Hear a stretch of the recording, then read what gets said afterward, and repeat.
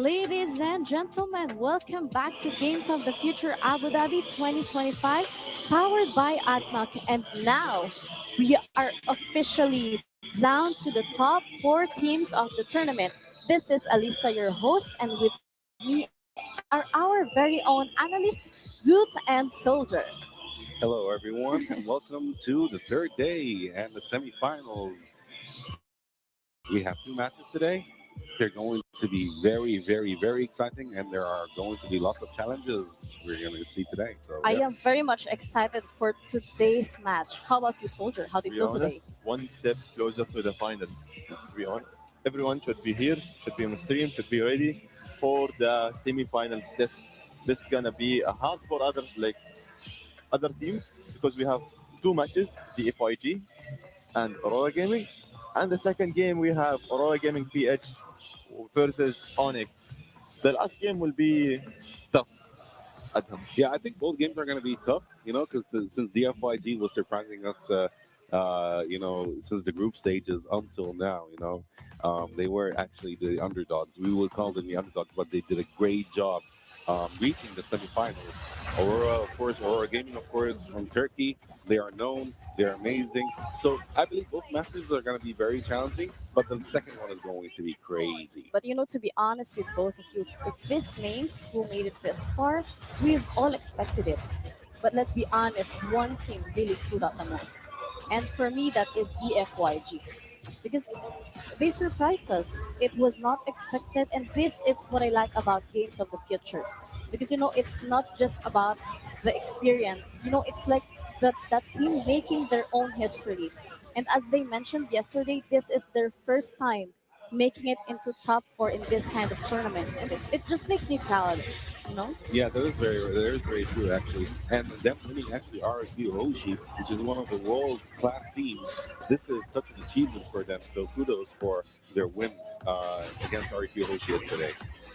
Now for the FIG and Aurora Gaming, the pressure is high, and the percentage of the mistakes will be high also because when the stress is high, the mistakes will be high, of course. So everyone is getting ready. I know behind the stages they are sweating from the stress because semifinals it's gonna be another story we will tell on the stream because semifinals it's there is another analyst thing and stream level because semifinals. That's why I like in the semifinals because in the semifinals and finals it's a different level. But today also we have semifinals best of three. So the mistakes will count for every team and each team. I need a favor from you, Silver, today. You're not going to wait until the draft pick so you can choose which team you're going to go for. You need to do it immediately with us, I'm sick and tired of paying dinner every day. I agree with you on that. So, Interesting. Okay. so okay. yeah, you need to choose the team with us, before the draft pick. You need to gamble. Come on, man. You need to take your chances and take Okay, risks. high risk, high reward. I will take it. I like to gamble. It's already semifinals. By now, you've seen their play, so I think you're gonna be able to pick. I'm already picked. Really? I have Someone in two mind. teams in my mind. Yeah. Done. For the grand finals, right? Yes, for the semifinals, it's already done. Okay, do you want to mention them right now? Nah. Who are you with today? Today, Yeah, we're going to talk about this right now. Who are you with today? the FIG And the second game? on it. All right, Ah. nice. Nice. What about you? It will be Aurora Gaming for me. I know the FYD surprised us, but let's admit it. Experience matters, and Aurora, they are giant team. They've won lots of tournaments, and for the FYG, it's their first time. All right, okay. How about you? What about the second game? For the second game, it's a tough one. It's by default, it's always Aurora Gaming for me. But with Onyx, I love Kyrie. Uh, I'm just gonna put it there. Everyone Okay, loves Kyrie. fair enough. Come on. Fair enough. All right, for me, I believe I'm going to go for Aurora Gaming. For the first game. Yeah, and for the second game, Aurora Gaming PH. Oh Wow. wow! Although I love Onyx, I was one of their I would consider myself one of their students. Actually, I used to study them, watch them a lot, learn from them a lot. which actually made me a better player in Uh-huh. MLBB. But yeah, I'm choosing Aurora Gaming TS this time. I see. Yeah, I'm not sure if our online viewers can hear this, but the vibe here in Hall 9 for the next match, it's giving. yeah, definitely, definitely. People are piling up over here right now, and everyone's excited actually to watch the semifinals today.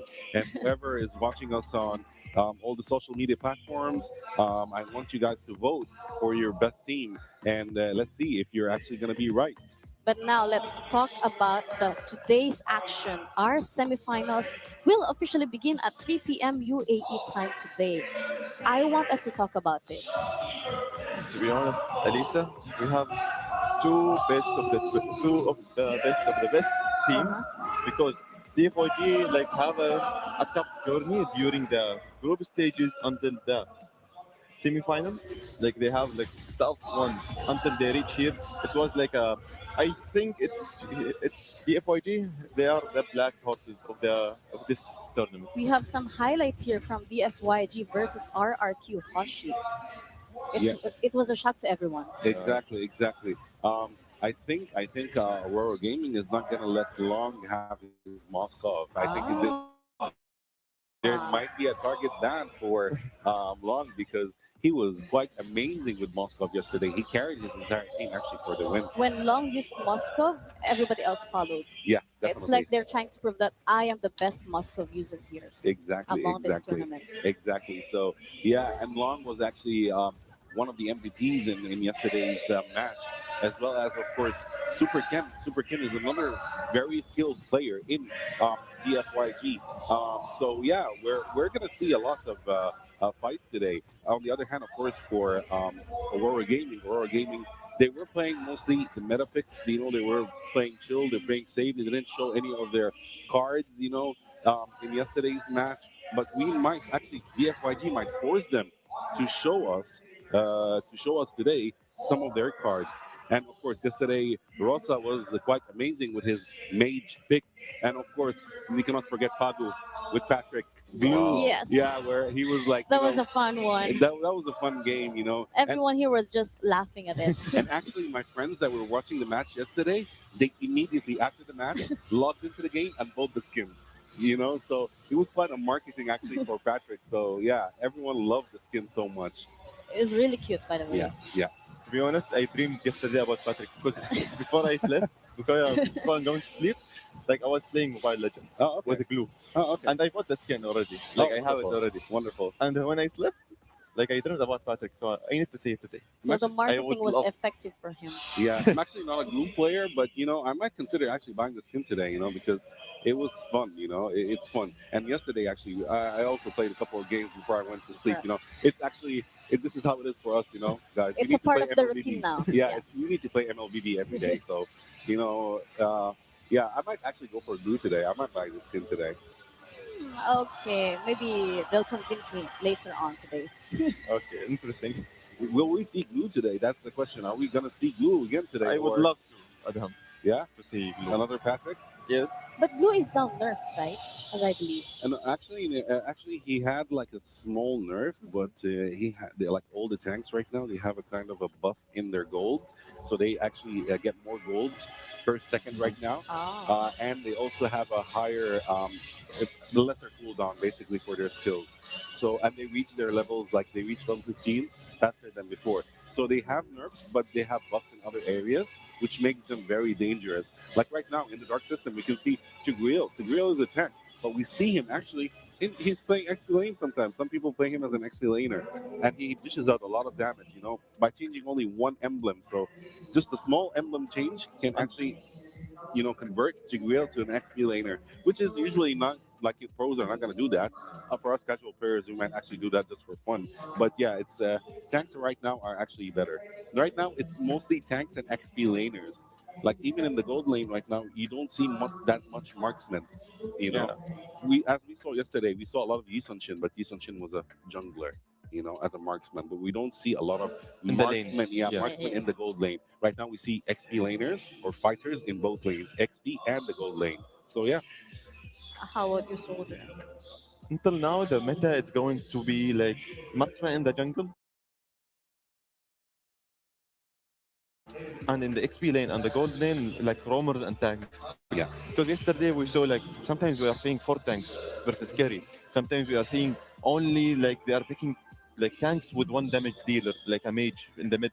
So they are trying to play on the high scale and late game scale, like with a mage, and sometimes we are seeing like a Moskov. So it depending on their like play style. But in this meta and this in this tournament we are seeing in the like late scale meta and also trying to avoid early fights as much as they can Yeah. to not to like to fall in their mistakes like as we see in the group stages and in the quarter final. Exactly. The most important thing is actually to balance between damage and Yeah. survivability. In some games we had more survivability than damage, and that's what made the team lose because they couldn't dish out a lot of damage. Although their picks were nice, they were good picks. They were meta picks, but they need the teams need to balance between those two factors in order to increase their success rate of winning. Yeah. You know what, guys? It's almost 3 p.m. I cannot just wait for the next match. We have 2 minutes left till the next match begins. But do we expect to see the same hero they will use today, you think? To be honest, Mostly, right? for DFYG, I think they will choose the same Yes. heroes because they win and they are comfortable with it. Yeah. More than Aurora Gaming. Aurora Gaming, they will be an answer for their picks because they will deny Moskov. They will try to eliminate Moskov because they saw it yesterday how they like he's dominating during the game. But for Aurora Gaming, it will be early fights more because they want to scale and they want to control the map more. Yeah.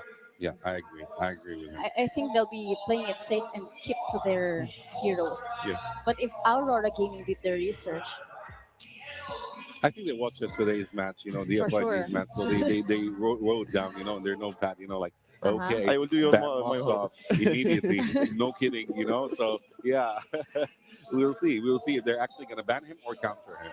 I'm Aurora on this one, but I hope that the FYG give us a good fight. I hope they surprise us again. Hopefully, let's see. I want to see the Dark Horse will climb the stairs until the finals. I want to see him in the finals. Yeah, I'm waiting. I would love actually to see the FYG actually reach the finals because it will be achievement. So after achievement for the FYG, so that's a great thing. And yeah, why not? Why Yes, not? I agree on that one. Yeah. I just hope they at least give us 2-1. Yeah, 2-1 is a But match will be score. Aurora. Same here, Aurora. As Wait, I I'm, said I'm the only one the FYG? You're the only one Interesting. for the FYG today. Okay. Now I'm Dark Horse here. Yeah, you're the dark horse, yes. And hopefully you might win actually. And if you lose, dinner on you. So yeah. Okay, no problem. I'm, I'm totally agreed. No, I will buy Patrick's car. How about Deal. me?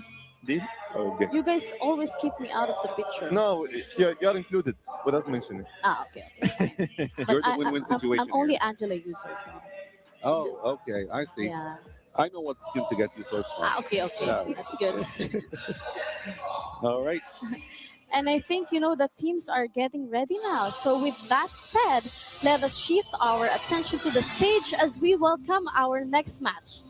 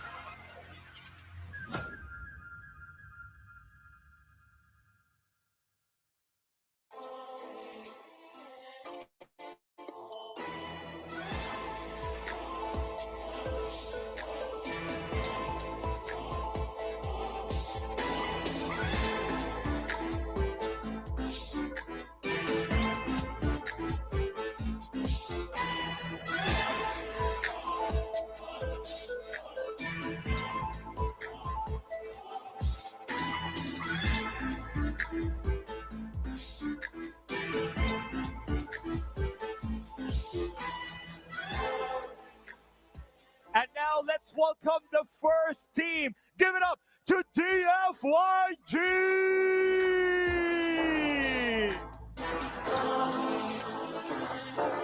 Here we go, boys. The stage is set. You may now take your seats. Good luck.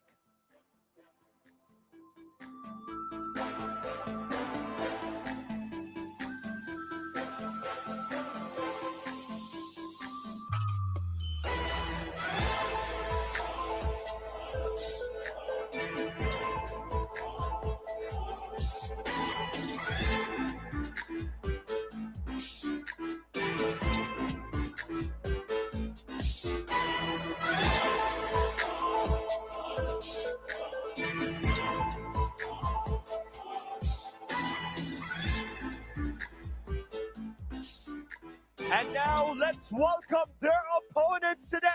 Please give it up to Aurora Gaming! Games of the Future semifinals is officially on. Good luck to you guys. You may now take your seats and let's get the competition started.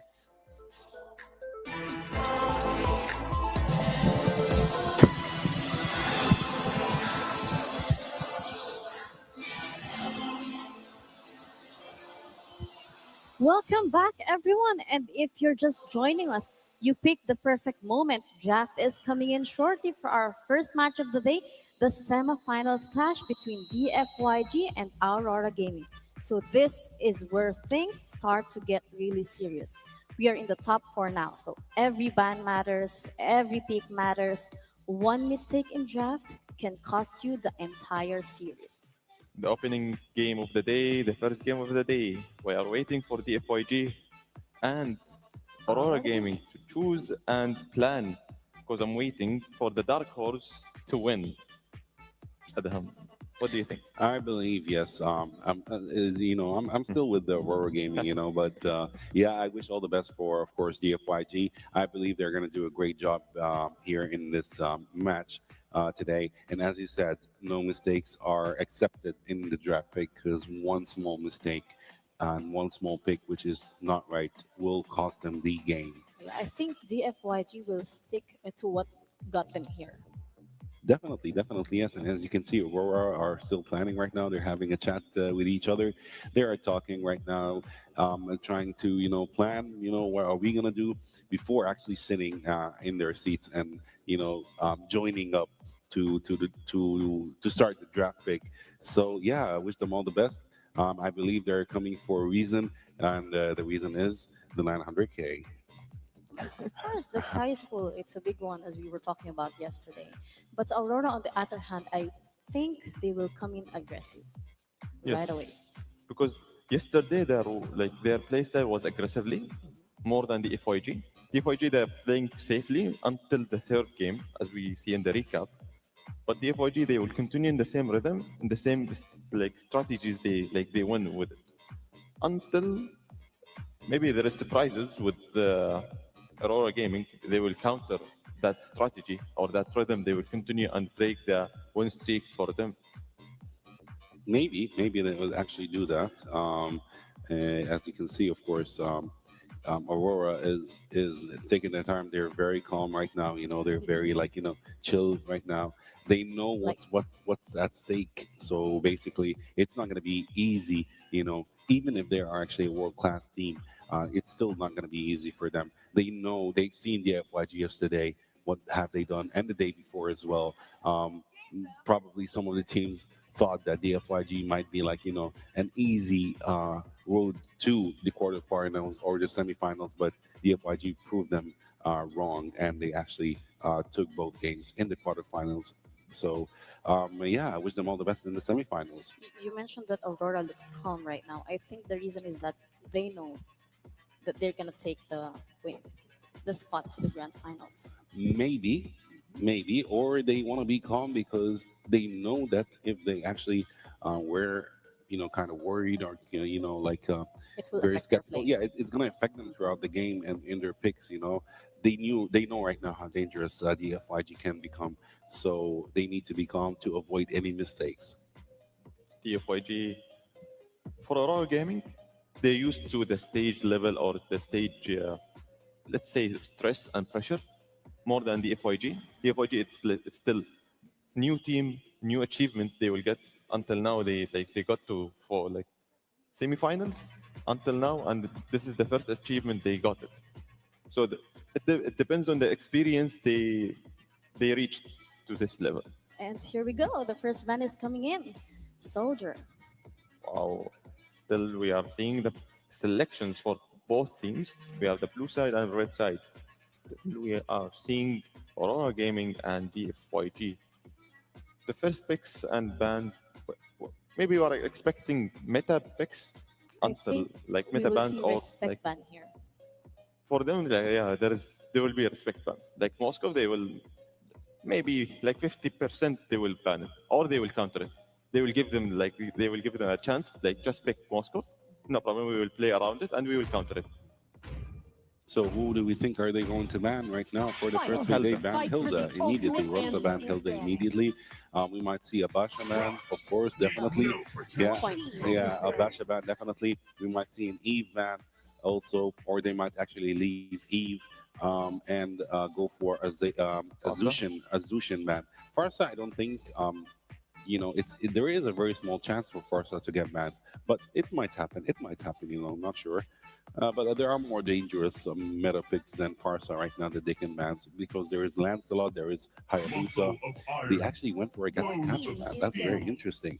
So they know they've watched, as I told you, they watched yesterday's game, so they know that Gatakacha is going to be an annoyance for them. And of course, the fourth ban from Team DFYG is going to be Fanny. Yep, we saw a Zushin ban right now. They're doing the bans immediately. They're not waiting for the countdown to finish. Right now, DFYG has their last ban in the first phase, the first ban phase. So who do you think, Soldier, they're going to ban? For me, like it will gonna pick for the ban. They need to avoid to deny any mages for Aurora game and for the FYG. They're not trying to eliminate as much as pool, like hero pools, until they will be forced. They will choose one for them. Do you think they're going to ban Eve? No, they didn't ban Eve. They're banning Gronk, and they're giving Aurora a chance to actually pick Eve. So Predictable ban. Until now, like we saw it yesterday 2 times, but in the whole tournament we didn't see him any single match. if I was the FYG, I would have banned Glue immediately. To be honest. Yeah, but the first pick, of course, is going to be Lancelot from Team Aurora Gaming. Right now, we're waiting for DFIG. So Yon and Vel are going to pick. Of course, we're expecting an Eve, First pick. Yeah, it's an auto pick. Yeah, it's an auto pick. Definitely, it's an auto pick. I don't want to give Aurora, Lancelot, and Eve at the same time, which will shrink their chances of winning, actually. So, yeah, they need to take something, a meta pick. So, we're waiting for Vel right now. Who would he go for? Since we have Hilda, since we have Gatakacha in the ban list, who else is there as a fighter, actually? As a fighter. Yeah. Wait, no? They would go for Yusan Shin, actually. Oh, interesting. Yeah. Using Jin as a marksman in the jungle. Yeah, that makes sense. Makes a lot of sense. But right now, are we gonna see a Helker today? Do you think? Wow. This is a pocket pick from them. I don't think it's gonna happen. Although Still hovering. Yeah, he's hovering right now. Yeah, we still didn't see any fighters or roamers because usually we see fighters and roamers In the first picks. in the first pick. So we haven't seen any yet.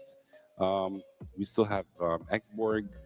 We still have Lapu Lapu is available right now. They can pick him. There are different fighters that are available, of course. Lots of fighters. Who are they gonna go for? There's Xborg as well. But no, they're going for Kalea and Moonmox. So at least we have one roamer right now who is shown in the game from Team Aurora, which is, of course, Kalea. And right now we have the last pick for the first pick phase for the FYG. Lunux versus Eve, it's perfect.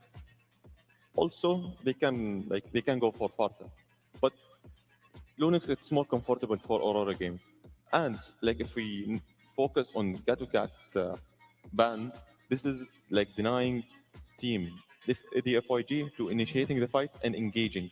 They're trying to eliminate as much fights in the early.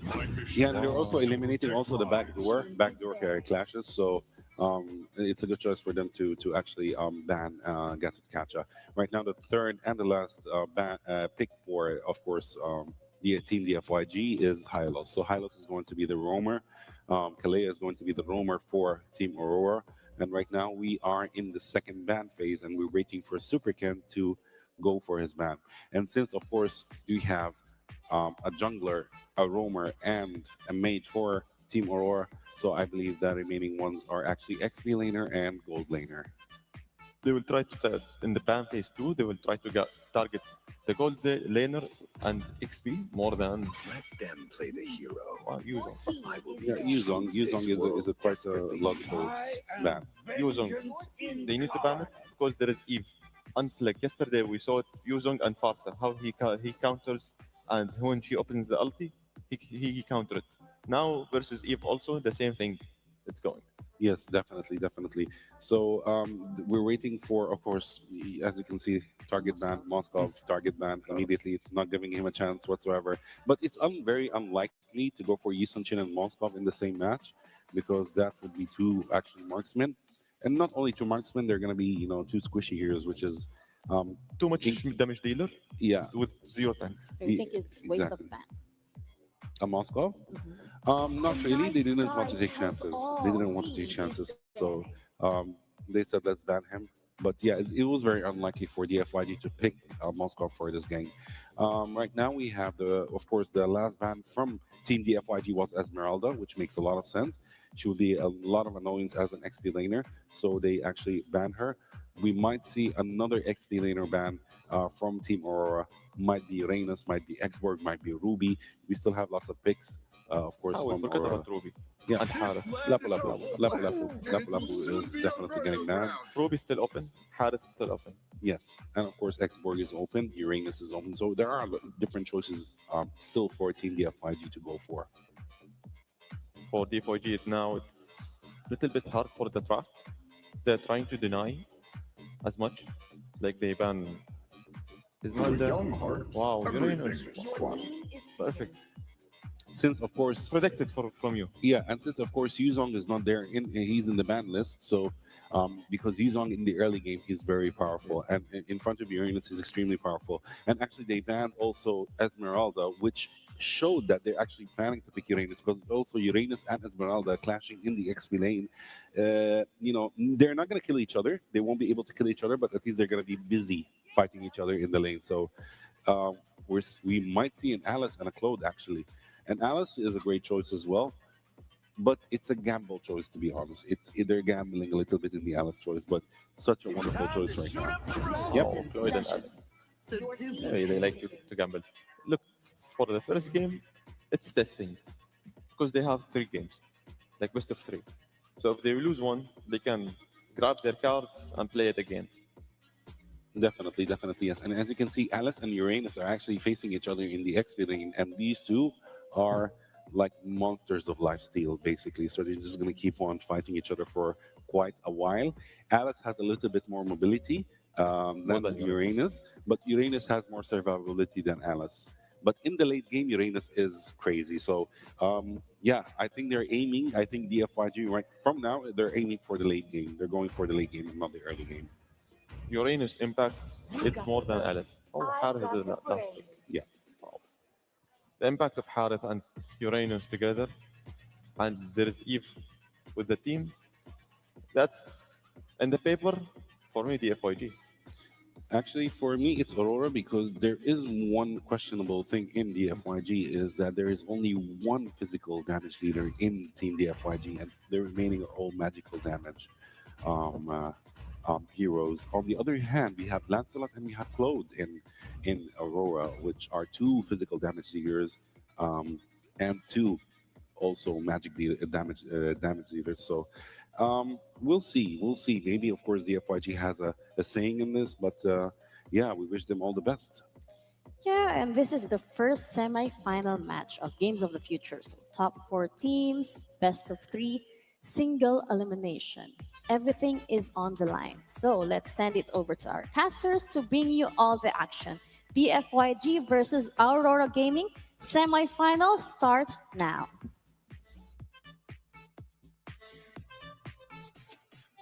Thank you so much to the panel for breaking down our first game here. Again, the semifinals, this best of three between two amazing teams that have gone the journey up to this point, fought their way through it all, and now it leads down to two final days here for Games of the Future 2025 in Abu Dhabi. It's me, Nice joined here with Wolf to bring you the action. Wolf, how we feeling, man? You know, this is a crucial one.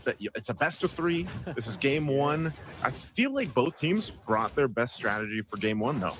Hey, I like what you said. Kind of feel like Super Ken and any assassin/core heroes would be good for the FYG. At the same time, I kind of miss Long with the Moskov as Pagu almost is taken out there. TNZ on the Lancelot's always a sight to see. Aurora Gaming, they're poised to make a late game run against the FYG, whereas the FYG wants to control the early to the mid game. We'll see if that will be what we are seeing today.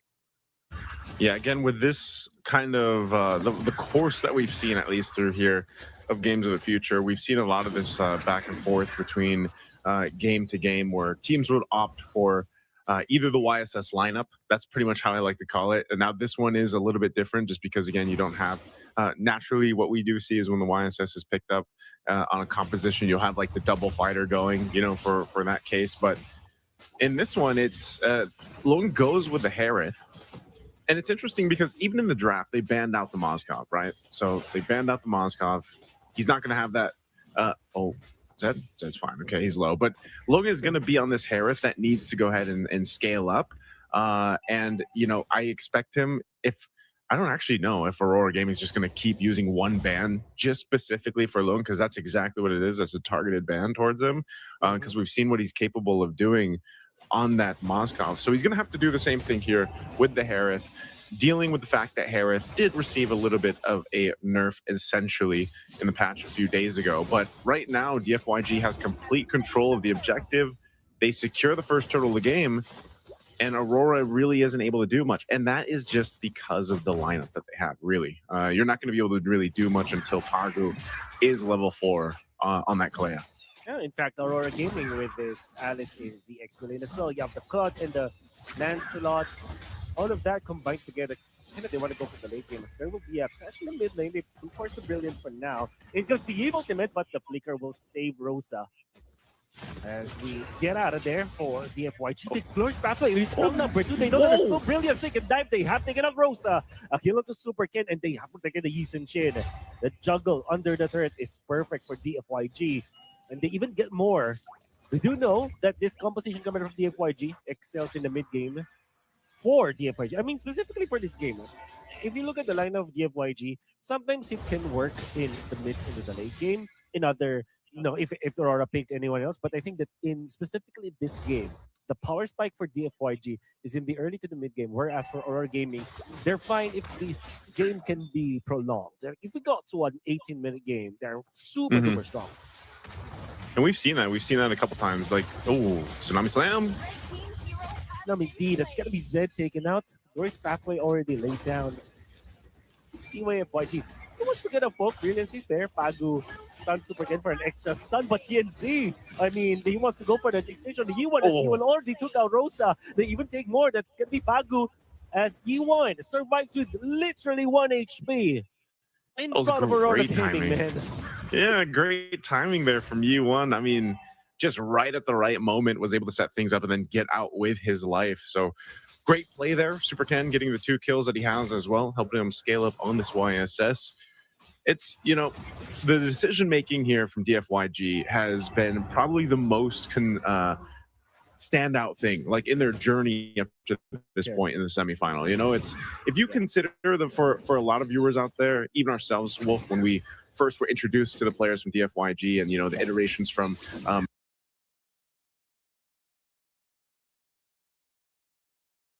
of course. They want to go for Super Ken, but there comes a Tsunami Slam to counter this Yisun Shin.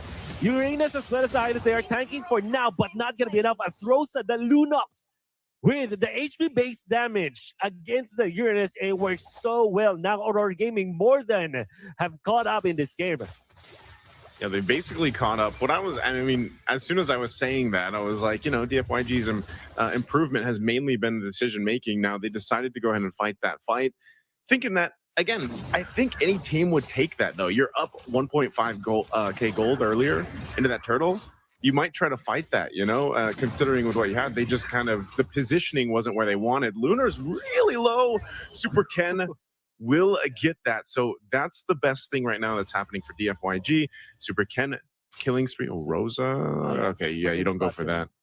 Yeah, so you just build up on this YSS until once again Lung is going to be online on the Harith, and that's why we see this such aggressiveness from Zed and the rest of the squad here. Even Yi1 on the Eve. I feel like Yi1 is one of the more aggressive Eve players out there. There's a couple that I can think of. Yi1 definitely being one of them. It'll be important for DFIG to still keep this Eve ultimate always intact. The previous splash that they have lost, it's mainly because Aurora Gaming were able to find the opening into U1. Credit goes to Lunar, of course. The Throne of Ruin into the backlines of DFYG, and you can feel that for DFYG, if they don't have U1, always difficult to win a team fight. They need that AoE damage. Of course, eventually Super Ken will be a problem for Aurora Gaming to deal with when it comes to damage, but you definitely need. Now, Harith is nearby the turtle. DFYG can activate him. So is the Claude for Aurora Gaming. Lunar already is looking for a target. U1 is so important, but it seems like Super Ken is so far away from the turtle fight. And might just actually concede this. Zed already popping the ultimate.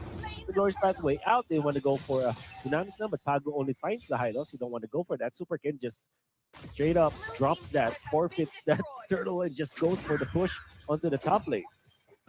Yeah, just trade the objectives for now. Zed, he doesn't have a pathway. Might be forced to use a Revitalize here if they actually commit to this. Lunar is there as well, but luckily he had the rest of the team for DFYG. Look at the push happening up top, too. Super Ken actually able to go ahead and get a little bit of damage on that tier 2 up top. Okay. Super Ken to the purple buff, though. And he takes the buff. Oh, there's a Tsunami under a flicker. Angle might be good enough. It's not the best, but the members of Aurora Gaming still nearby. The shutdown will be there. Sigibum picks up an important kill, man. I don't know if that was worth it, because I mean, Tienzi can go ahead and start this purple. Vel might for sure go ahead and help, but again, you didn't. It's not like you got the tier 2 turret down. You did a little bit of damage. You did take that purple. Tienzi still trying to decide on what he wants to do. They are going to get the call to clear out the little minion. So purple buff is still going to be up most likely for Super Ken. But yeah, that was also a shutdown, right? So that bit of gold now swings in favor of Aurora Gaming, and it's going to put DFYG in a position where now you can't completely just play on that momentum that Super Ken had. He's going to have to adjust because Aurora is starting to hit that spike with this composition where, they're going to have to be concerned. And Siggy Boom's not even there yet. Like, it's going to be a few more minutes for that Klon to be online, but he's farming, he's double laning, he's getting what he needs. And once those 3 items are there, that gets pretty difficult to deal with if you're DFYG. Imagine this game is hanging on the balance, and Super Ken has played so well in the first 6 minutes of the game. Gets 3-0-1, but in just one slip up, he gets greedy, steals the purple away from Aurora Gaming, quickly punished by Pago with that flicker. And now they will be struggling a little bit. And with the Glorious Pathway, he's starting the fight in an awkward angle for DFYG. As it's so difficult to actually help with the Glorious Pathway because there's a couple of walls blocking that angle. Now, Pago wants to go for Super Ken, but in comes Tsunami Snap onto just Zed this time. Lunar goes for the backline. Super Ken under duress. Super Ken low. Has the Cyclone Line, but will be chased up by the Lancelot. It's going to be Super Ken down and Nisun Shin out, as well as the high loss in Aurora Gaming. It looked very easy for them to win this Lord fight. Hey, man, it doesn't matter if Pago is Patrick Star or Sakura here. It doesn't matter who he's playing. He's going to be so aggressive on the plays, in the roam, starting things up, putting their opponents in a difficult position. And that's what Pago does great.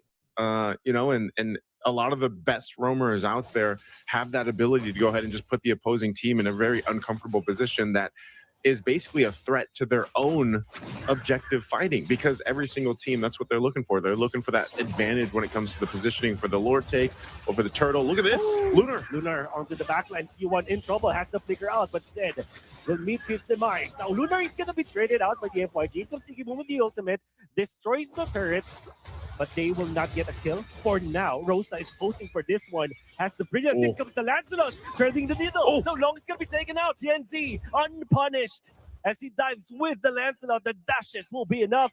The FYG claims another turret up top, and it's a 4,000 gold lead for Aurora Gaming. TNZ just doing work again. You see that so often with the Lancelots, right? They see the low health bars. They don't care about the turrets, man. They'll just go puncture their way in. Phantom Execution, Thorn Rose out, maneuver, and that is the finesse that Lancelot brings to a composition. And, you know, it's still the same thing. Like I was saying, it's either Pagu or it's Lunar. Lunar that time, it's an interchange. It's like, it's both the responsibility for them to go ahead and start these fights up, and you just don't know who's going to do it if you're DFYG. So sometimes it's like, you know, even if they're bundled together, that's actually working against them because there's an Alice across from them. And that Throne of Ruin, whether he uses the Gleam or the Flicker with it, will be it. Oftentimes he's catching multiple people, and that's the problem, you know. And if it's not them and you're by yourself, that's where the threat of the Kalea comes, because you're going to get picked off with a Tsunami Slam. And that is the difficult part of dealing with this lineup that Aurora Gaming brought to the table in game one. It's working so well for them that they're, yes, 5.5k ahead. Here's a Tsunami Slam. They will be starting with the highness. This time Lunar over the backline catches 3 members of the MYG. He went out. That's the even. Now the Lancelot with the punctures misses the Thorn Rose, but the Bell survives because of that. But he won, a valuable target for Aurora Gaming to take out. That's the main defense for DFYG. And Aurora Gaming can knock onto the doors of DFYG into the mid lane. They go. Pagu looking for another jump now. Bell taking so much damage coming out from the pokes of the Aurora Gaming. Unfortunately for DFYG, they will be able to clear out the minion wave. But Aurora are just stealing away all of their cramps. It's going to be the purple buff as well as the green camps out there. I like it, man. It's Aurora Gaming is doing exactly what this composition is supposed to do. You saw that where they Tsunami Slam Zed away from the team. Lunar follows through with the Throne of Ruin on this Alice. And it's just kind of catching them off guard. For DFYG, they're trying to decide, you know, how do we fight this? TNZ is going to put pressure here. Lord was started up by Super Ken. They're going to be pushed off of it, though. So now in a position to possibly force a fight. Pagu once again. Pagu starts this clash. But in comes the Salmon Force, but Lunar ahead on the 3. Super Ken is now seeking Boom on the backline. Snakes out long. And only 2 members remain for DFYG. Bell attacking Uranus. But Aurora does not mind. I think that they have an opening into the bottom lane. That's where Yuan wants to go. Bell surviving against this Alice. They might not even mind this. No one's dying will just take the Lord. No one is dying up top. Let's not kid Unless. ourselves. Well, in comes Sigibum. So yeah, this is gonna be fine for Aurora. They have collected the Lord this time. Rosa is here. They have more than enough damage to take out Bell. Yep, they're taking their time. Yep. Okay. They're taking a lot of time here, Wolf. They're taking way long. Okay, it's an alley-oop, but Rosa takes it. I thought it will be given to TNC. You know what? Hey, that's Uranus right there, right? Sometimes you just got to keep them there for the rest of the team to come through, and whoever is going to capitalize on the kill will get it. But essentially, what they've done is they've got themselves another Lord, making its way down the bottom lane. DFYG scrambling here. This lineup too. Yes, sure, they'll be able to deal with the Lord. They should be able to clear this out, maintain themselves in this game. But most likely, once Yi1 uses that real-world manipulation and it's gone, they lose such a big component to the damage profile that they have. Really long on this Herod might not be enough here with this kind of lead that Aurora Gaming has, even with his Almond Force, just because it's such a forced fight with either Pagu or Lunar. So Lord is going to go down here. Next waves are going to be pushing in. There goes Pagu. Oh, Lunar actually catches their student this time, but Yuan is actually in trouble. Now, long as well from Sigibum. They have taken out 2. That's going to be the damage dealers of DFYG. Out now, Super Ken is in trouble. The true damage left is there.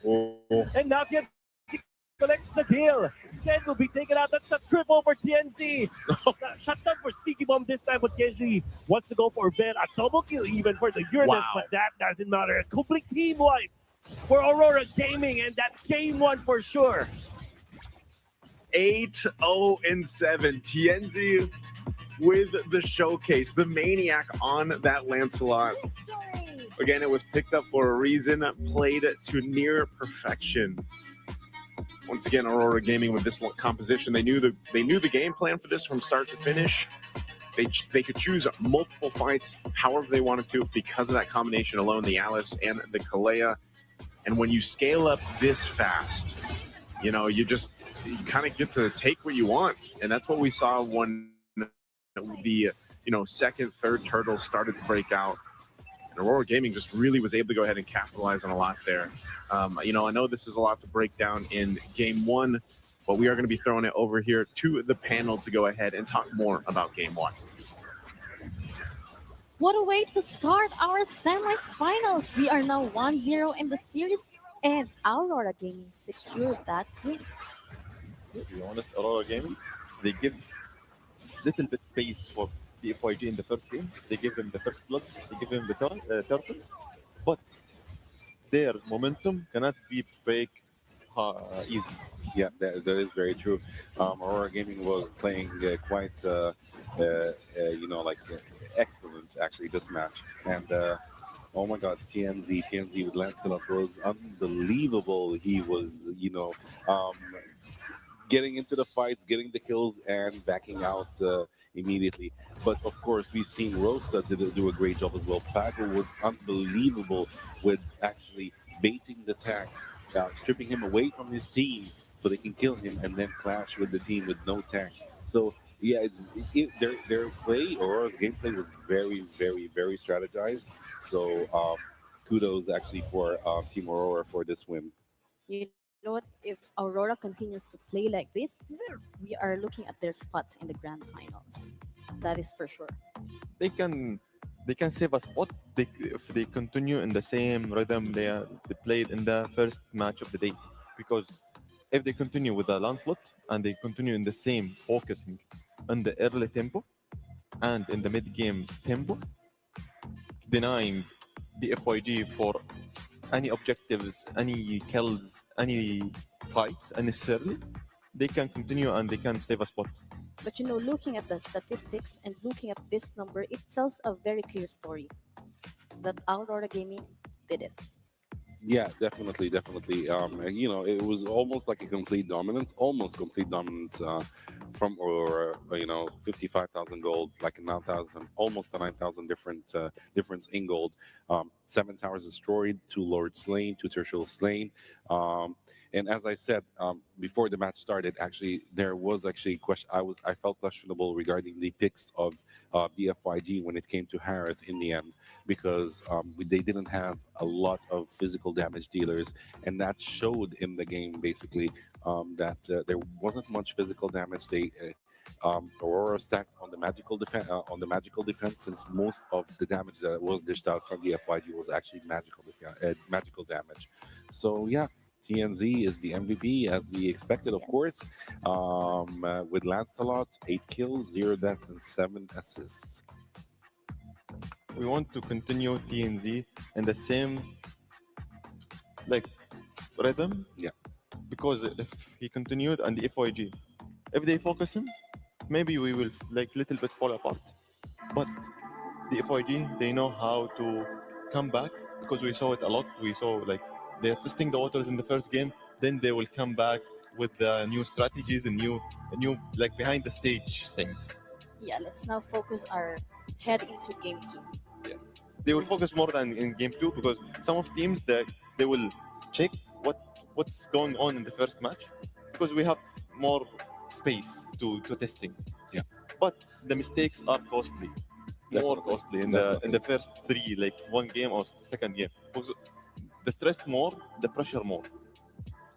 I just want to put it out there. DFYG, if they don't put their heads on the game, one more loss, and the tournament run here is done. Ends here. Exactly. And not only the team has a pressure on them right now, even Soldier has a pressure on him right now since he lost the first match. And we are closer to get to dinner. Of course, you're the win-win situation, but I'm talking about me and him. So yeah. Interesting. So let's see if you're actually DFIG is gonna achieve a comeback just like this today and win 2 matches in a row or not. I'm As- waiting for the Dark Horse to come back because, like, the shine, they need to wait to shine. The star. So wait Yeah. How long will you wait until you shine? for the second game. We will see. Let's see. Semifinals pressure hits different. That's why the team is now getting ready for the match 2. So we will be back on a short break. Stay with us. UAE at the moment seems to be the epicenter of autonomous robotics and many other activities.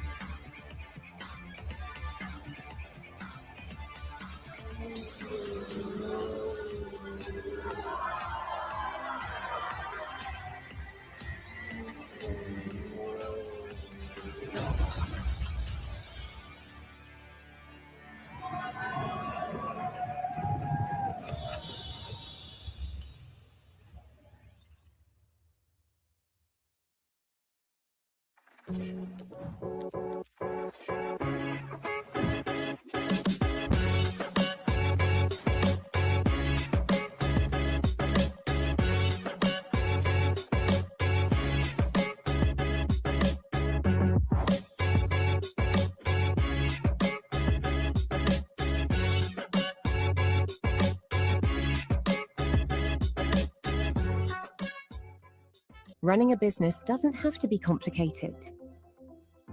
At Solutions Plus, we provide a tailored combination of consulting, business process outsourcing, and technology solutions, from digital to finance, procurement, HR, ESG, and integrated facilities management. We take care of it all, letting you focus on success. Partner with Solutions Plus and take your business to the next level.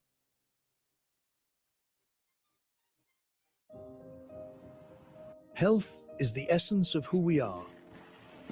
M42 is a global health champion harnessing the power of artificial intelligence, technology, and genomics to transform healthcare systems and ensure that everyone, everywhere, has access to the care they need.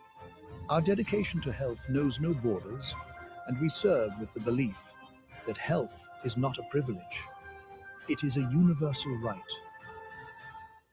What if the spaces between us could disappear? And one move makes all the difference. Sometimes it feels like bonds growing stronger across any distance. When the spaces between us disappear, beautiful things happen. Looking for car, health or home insurance? Don't waste hours calling around. At insurancemarket.ae, I bring you quotes from the UAE's top insurers in seconds. Compare, choose and buy instantly, all in one place. Over 200,000 policyholders already trust us with a 4.8-star rating. Join them today. Insurancemarket.ae, where insurance gets smarter. Insurancemarket.ae.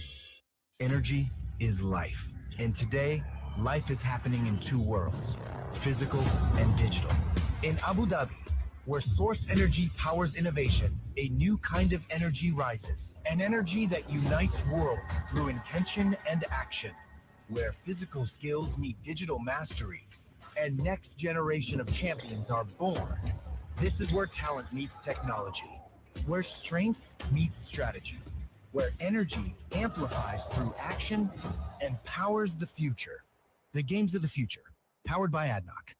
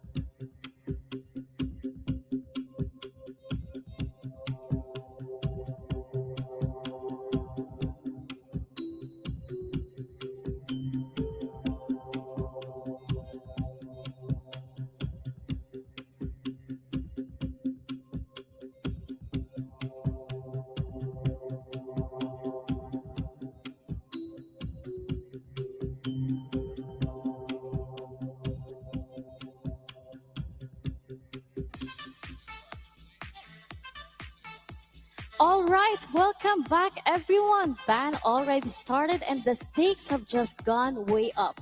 Aurora Gaming PH take game one convincingly, and now the pressure is fully on DFYG. This is the moment where series are defined. Do we see a clean sweep, or do we see a response, Soldier?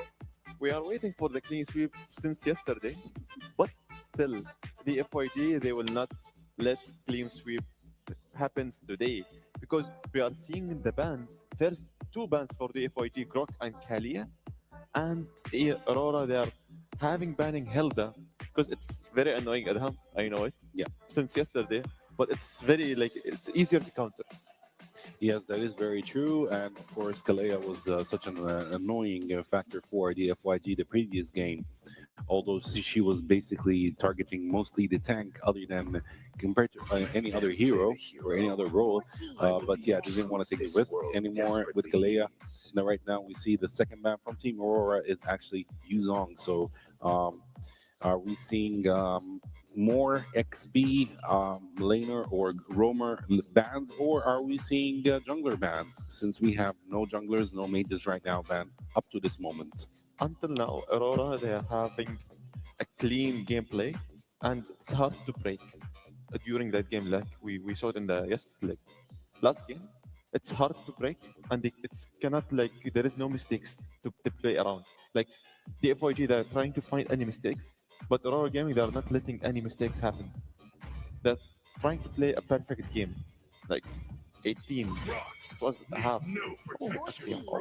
Yeah, we have a How Bastion many- ban. Still no mage bans right now. Mid laner bans. We've seen. I think they will let the mages, stand out in this game. Probably they're gonna clash in the mid lane mostly. But we're still waiting for TNZ's ban, third and last ban for the first ban phase. Lancelot is open, Labu Labu is open, Eve is open, Farsa, Lunox, Zushin. Zushin. Everyone's basically the meta picks actually are all open right now. We're seeing a Gacha man. So are we seeing Eve as the first pick, or are we seeing Lancelot? Oh, man. Okay, DFYG is going crazy right now. All right, which is something that I really like. Auto pick, Fanny. Yeah. Oh, we're seeing a Chow ban actually in the. Are we gonna see a Chow from Rosa, or are we seeing someone else? If he choose a Cho, I will see a different gameplay for Aurora. Because Chu with Aurora, it's a different play style. Because I saw it a lot in last tournaments. Yes, definitely. He changed. Actually, no, he changed his mind. He's probably might Later go for a Zushin, but Eve is still actually available. So they went for a Chow and a Zushin. They're letting Eve open for the FYG if they're actually planning to pick her. Do you think, Soldier, that they're going to pick Eve, or they might go for your main Farsa? They have three options: Lunox, Eve, and Farsa. But Farsa against Chu, you need to have a little respect. Definitely, yes. And I believe if actually they went for Farsa, mostly the spell is chosen is going to be purified, but no, they're going for Eve. Eve is actually such a great pick facing Chow and facing Zuchin. More crowd control from Eve compared to Farsa, so it is a good choice. We saw also Lapu Lapu. Lapu Lapu is going to be in the XP lane, so no. Right now we have a roamer left for the FYG, and we have a gold laner. As for the last pick for TNZ, who is he going to pick? Still, Yusin is open. Lancelot is open for him. Hayabusa is also Yeah. open. So there is a lot of junglers they can choose. Definitely. TNZ. Yeah, definitely. They might actually go for, I believe most probably they might go for Hayabusa or Lancelot, or stick to Yisun Shin. But no, they're not showing their cards right now. They're not showing their jungler pick. So they just went for Esmeralda to face Lapu Lapu in the XP lane. And right now we are in the second ban phase, who do you think we're going to see get banned? Since we have already a jungler taken, an XP laner taken, and a mage taken. For me, we will see Aroma. They will ban. Like, you have Glue. Yesterday we saw it from Aurora. We have Croc ban. Highlights, it was annoying last game. I saw it. Your team is banned. For Aurora. Oh, Lancelot. is Yeah, banned. Lancelot Now they're- immediately banned. Immediately, they didn't even wait for 1 second. They banned Lancelot immediately. It's a common sense for Aurora and DFYG. They are like mirroring each pick because if I will show my cards, it's they can counter it easy. So no problem. We will try to force junglers bans for the phase 2, and we will choose junglers for the last 2 picks. So no issues for us because junglers maybe like you can say it important in the game that he can control the map, he can roam with a roamer, and he can ganks also. So he can control the map and he can give an advantage for his team by objectives and towers. All right, so we saw, of course, a Moskov ban, and right now the last ban is Ruby. Actually, it's very smart of Aurora to ban Hylos, because Hylos, if a pro Hylos player is there in the FYG, he would actually be annoying for Fanny. Or annoying for the Aurora pick. So they might actually consider going for Yi Sun Shin, I believe so. As yesterday, Lancelot for Aurora, and we saw Onyx for Fanny. Do you remember Fanny King? Yeah. Now they are trying to like Moscow also. We have a lot of mains here, and they are trying to deny it. Yeah, I expected a Hayabusa pick. I expected this was the most logical pick facing Fanny actually in this game with the same mobility. Yes, definitely. And I think right now the FYG might go for 2 more tanky picks, or actually they might take a risk and go for Ranger, for example, in the gold lane plus a tanky pick. So we will see about that. Well, I think we want to see Granger. So actually Claude or Granger. I think they might go for Claude or Granger in that case. These 2 picks are actually great. Claude is the better choice, to be honest. He has more mobility and more rotation freedom in the map. And we're seeing Guinevere as well. I think they forgot about Guinevere. That's why they didn't notice that Guinevere is available. So it's a pick. Yeah, it's a surprise pick. It's actually a great pick as well. Facing Aurora. For Aurora, now like they have the last pick, and it will continue the puzzle for us. But for Guinevere, for the FYG, this is like a little bit matters because the FYG, they know how to play with Guinevere, and they have Fanny also. So, but Aurora Gaming, they have the same announcer for it. They have Hayabusa, Esmeralda, and Chu, and we have Zushin. For the last pick for Aurora Gaming, he will go for this pick. But he might actually go for this pick, or he might go for Harith as well. Harith as well as a gold laner. Actually, Badang is such a great choice. First time we saw it. Yeah, actually, I believe Badang will be facing Claude, and Esmeralda is going to be facing Lapu Lapu. They might prove me wrong in the game itself, but let's see. Great picks, wonderful picks. We're also we might see Guinevere as a roamer as well. So this is going to be interesting for Guinevere since she has very high mobility. You will go with who in the paper? In paper? Yes. In paper, I would say Aurora, but DFYG has an interesting lineup, to be honest. Very interesting lineup. For DFYG. Same. Yeah. Dark Horse. Yeah. Their lineup is very interesting. They're taking a lot of gambles.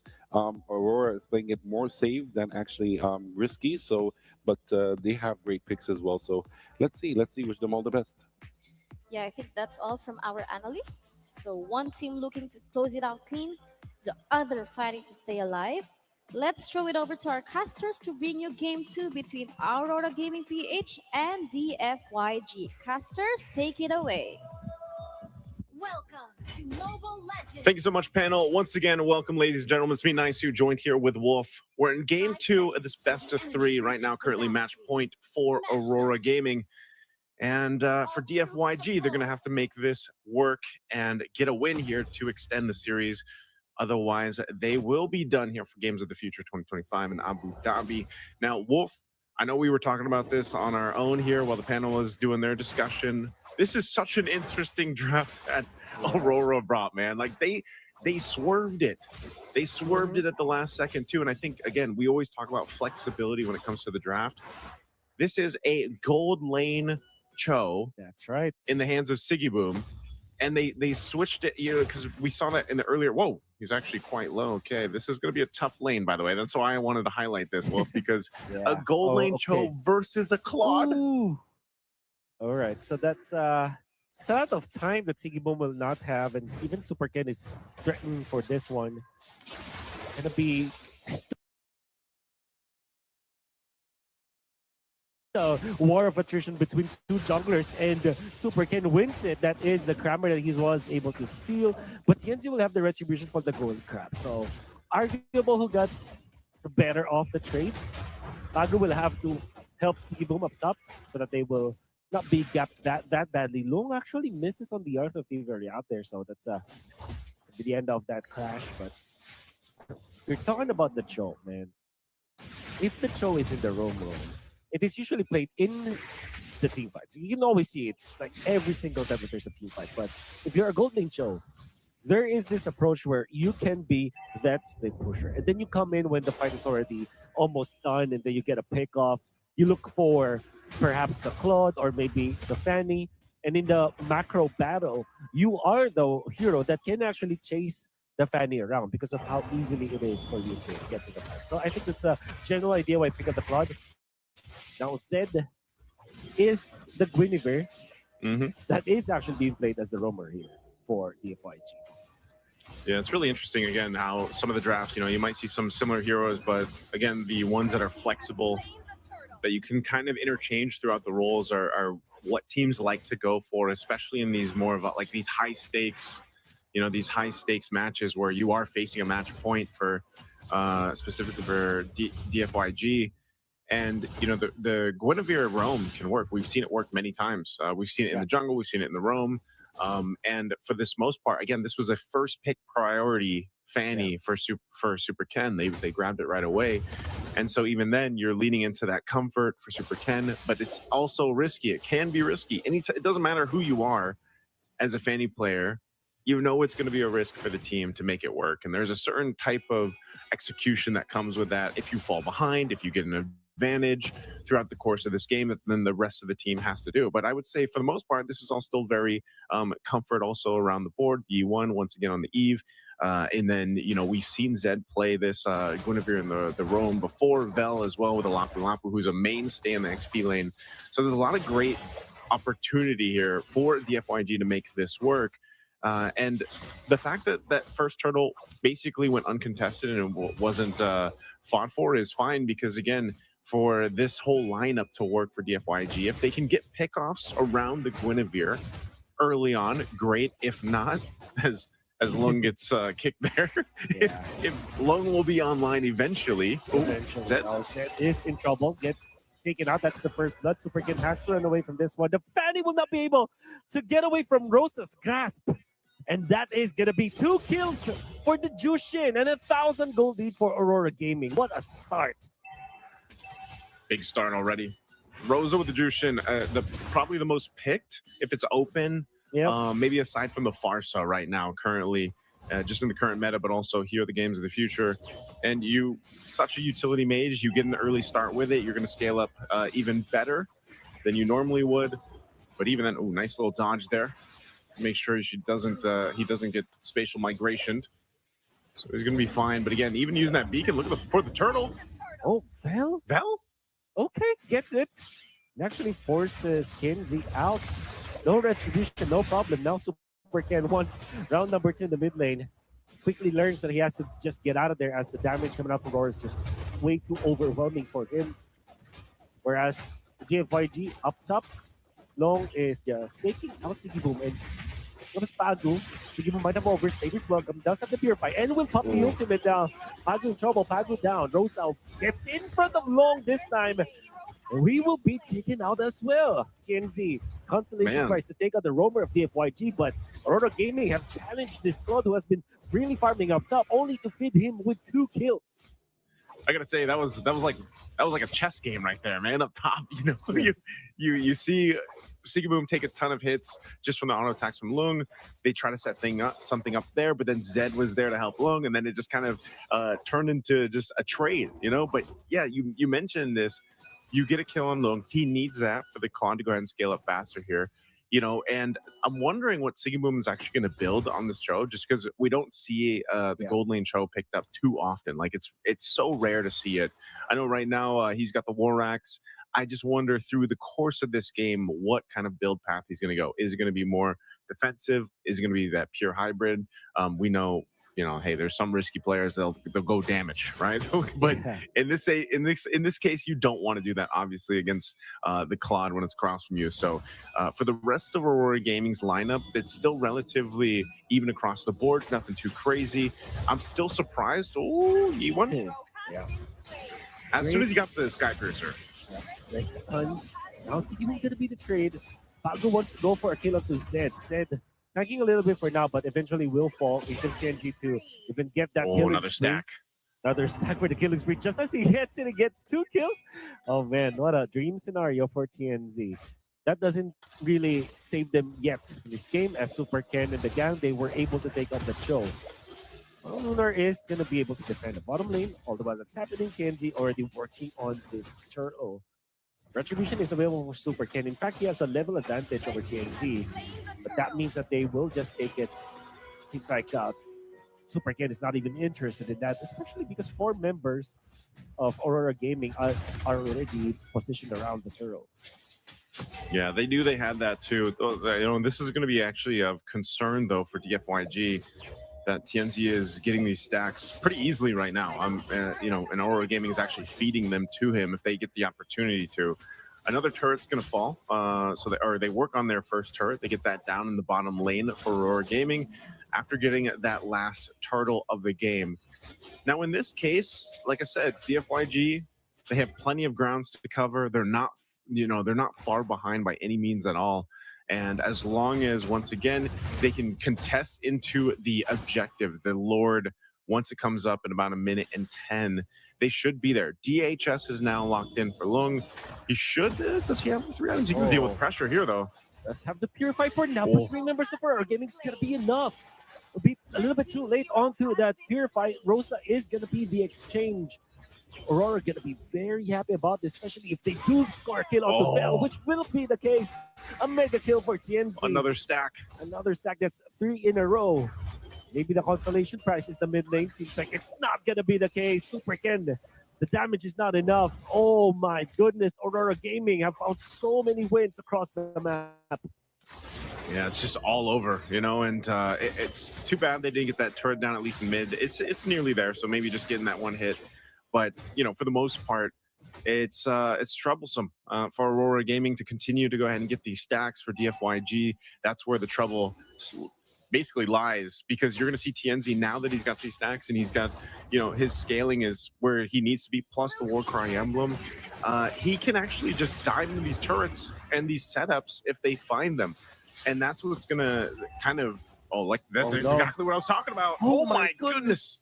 Oh, immediate burst. TNZ. Oh, we jinxed it, man, because we were so shocked about the damage output of TNZ and how quickly Long melted out there. DFYG weren't able to protect their Claude, and even without the retribution, seems like Aurora Gaming are not going to be phased when it comes to controlling this Lord, because they know they are in a massive advantage. Super Ken, can he pull off a miracle here? It seems like they're not even interested now. They're not even contesting this Lord, despite them knowing that TNZ committed the retribution.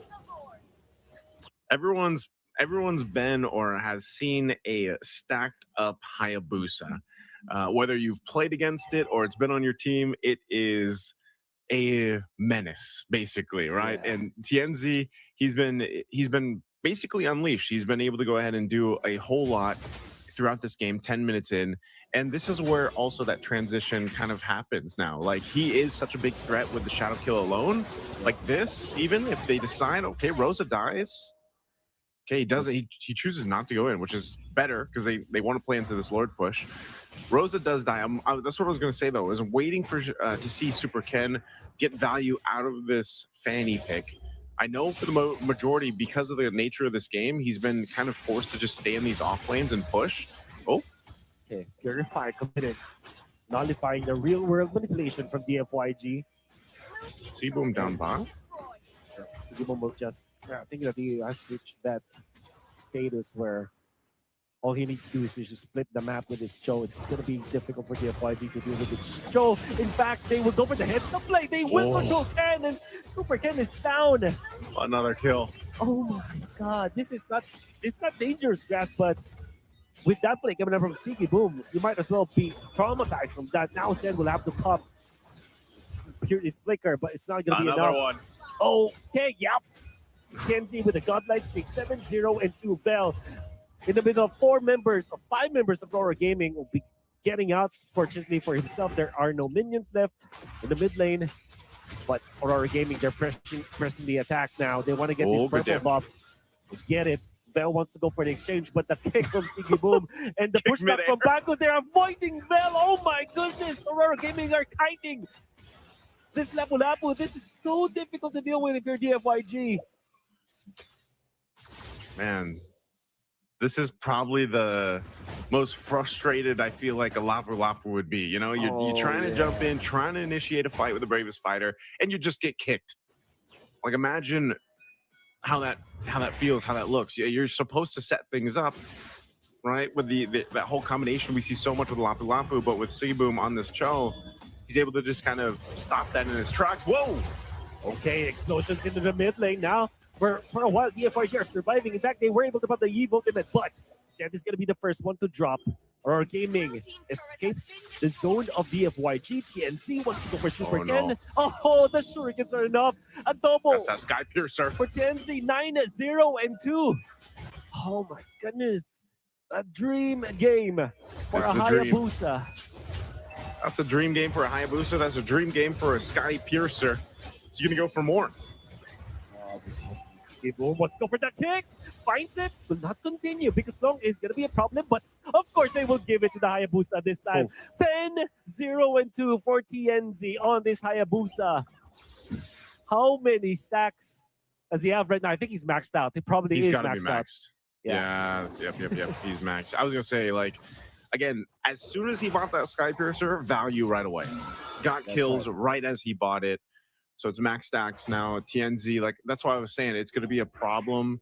It's troublesome for DFYG. Zed's going to go for a setup, but this is Siggy Boom. I don't think you're going to be able to do much at all. Good use of the beacon defensively to keep them from going further. And this is once again just an objective that's going to go in the hands of Aurora Gaming. In this case, Wolf, you know, when you're facing against a fully stacked Sky Piercer, this actually changes your approach to these team fights too. Because of you're aware of it, but even regardless of that, the way that Pagu has been playing is what I exactly said in last game. He's so aggressive with it. You know, him and Lunar. Lunar is more so, you know, playing a standard Esmeralda game for the most part. It's pretty difficult to kill an Esmeralda, but Pagu is making those plays, cutting them off in between turrets, utilizing the fist crack combination, fist break combination with that flicker if he has to. It's almost up again. So potentially he's going to force a fight and make DFYG actually respond to this as the Lord slowly makes its way down the bottom. They're trying to hold on to this mid turret. You got some waves being cut up by Super Ken up top. So he's done what he can to delay this a little bit more, see if they can stay in the game here. Over that 14-minute mark, they'll try to clear out this Lord. See what they do. Super Ken still cutting those waves. But again, Pagu, keep an eye out for him. If he decides to fight, he's got immortality as well. So that base turret being worked on, Super Ken will take their purple buff. But these next waves are going to be pushing in here. This base turret will go down. There's the flicker, but the kick is not on the mark. Eve ultimate. And a prompt Aurora Gaming to receive so much damage. A little bit of an oopsie coming out from Sigi Boom. But Aurora Gaming they have still achieved their mission. They are taking Pagu. out the turret down the bottom lane. Pagu, the ultimate, just gone with members. DFYG did not pay the price as he flickers out of there. That should be it for DFYG, especially because TNZ, the threat of the Hayabusa, is looming just around the corner. They'll have to clear the minion wave in the middle. And Aurora Gaming will just be happy with one turret takedown. It's an inhibitor of DFYG in the bottom. Yeah, usually off that first Lord, you know, finally that tier 1 turret goes down, by the way. Super Ken swings on in there, gets that down. They needed that. And it's, you know, it's such a small thing that mid-tier turret does help. TNZ. Oh, that's the beacon. That's why it was used now. Bell is going to drop. That is TNZ. Number 11 for himself. Eve with the ultimate. That they will just run away from that, but in comes the kick. Immortality is available for Zed, but I doubt that he will survive this. And that's a legendary. This TNZ, has to be 12-0-2. This has to be one of the best KDAs in Games of the Future right now. 12-0-2. For sure. TNZ just again having the time of his life, and it could have been that way. It could have gone either way for either a Fanny or a Hayabusa. It just so happened that TNZ and the rest of the composition here really allowed him to shine. Whereas more Super Ken really had to play the map. You know, he had to go ahead and focus on the side lanes essentially. But there's been really no fight for the objective. It's every objective, every turtle for the most part, and then the Lords are pretty much just for Aurora Gaming to take. Yeah. Aurora Gaming, I doubt they will give this up. DFYG are not in position. Maybe a steal, but Aurora Gaming are getting the Lord very, very quickly. Zed far too late. Might be punished. There's the ultimate. Now they will take out Zed just like that. Sigiboom wants to go for a pickup, but I'll find it for now. Such a calm take for Aurora Gaming. Zed trying to go for and just, you know, some sort of vision, some sort of optics around the Lord, but was quickly punished. And the ultimate coming up from Lunar. And Aurora Gaming are just prepping up for a possible ending push. Can this malefic gun from Long make it for DFYG? They're about to find out. Super Ken trying to go for some clearing out the top.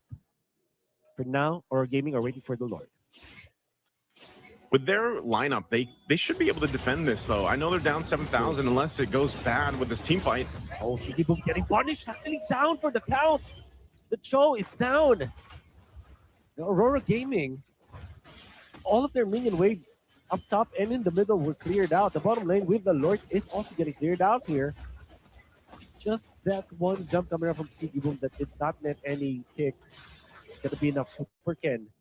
Gotta be careful with this. All DFYG are on the aggressive now. They want to make a play. And that's going to be enough for Aurora Gaming to just sit down and wait and get back out of there. That's what I was saying, Wolf. You know, with the lineup that they have, DFYG, they should be able to survive. You know, even a couple of these, maybe one more Lord push if they decide to concede that Lord over for the next one. I don't think they would want to, just because essentially, it's going to be an evolved. But you're seeing it.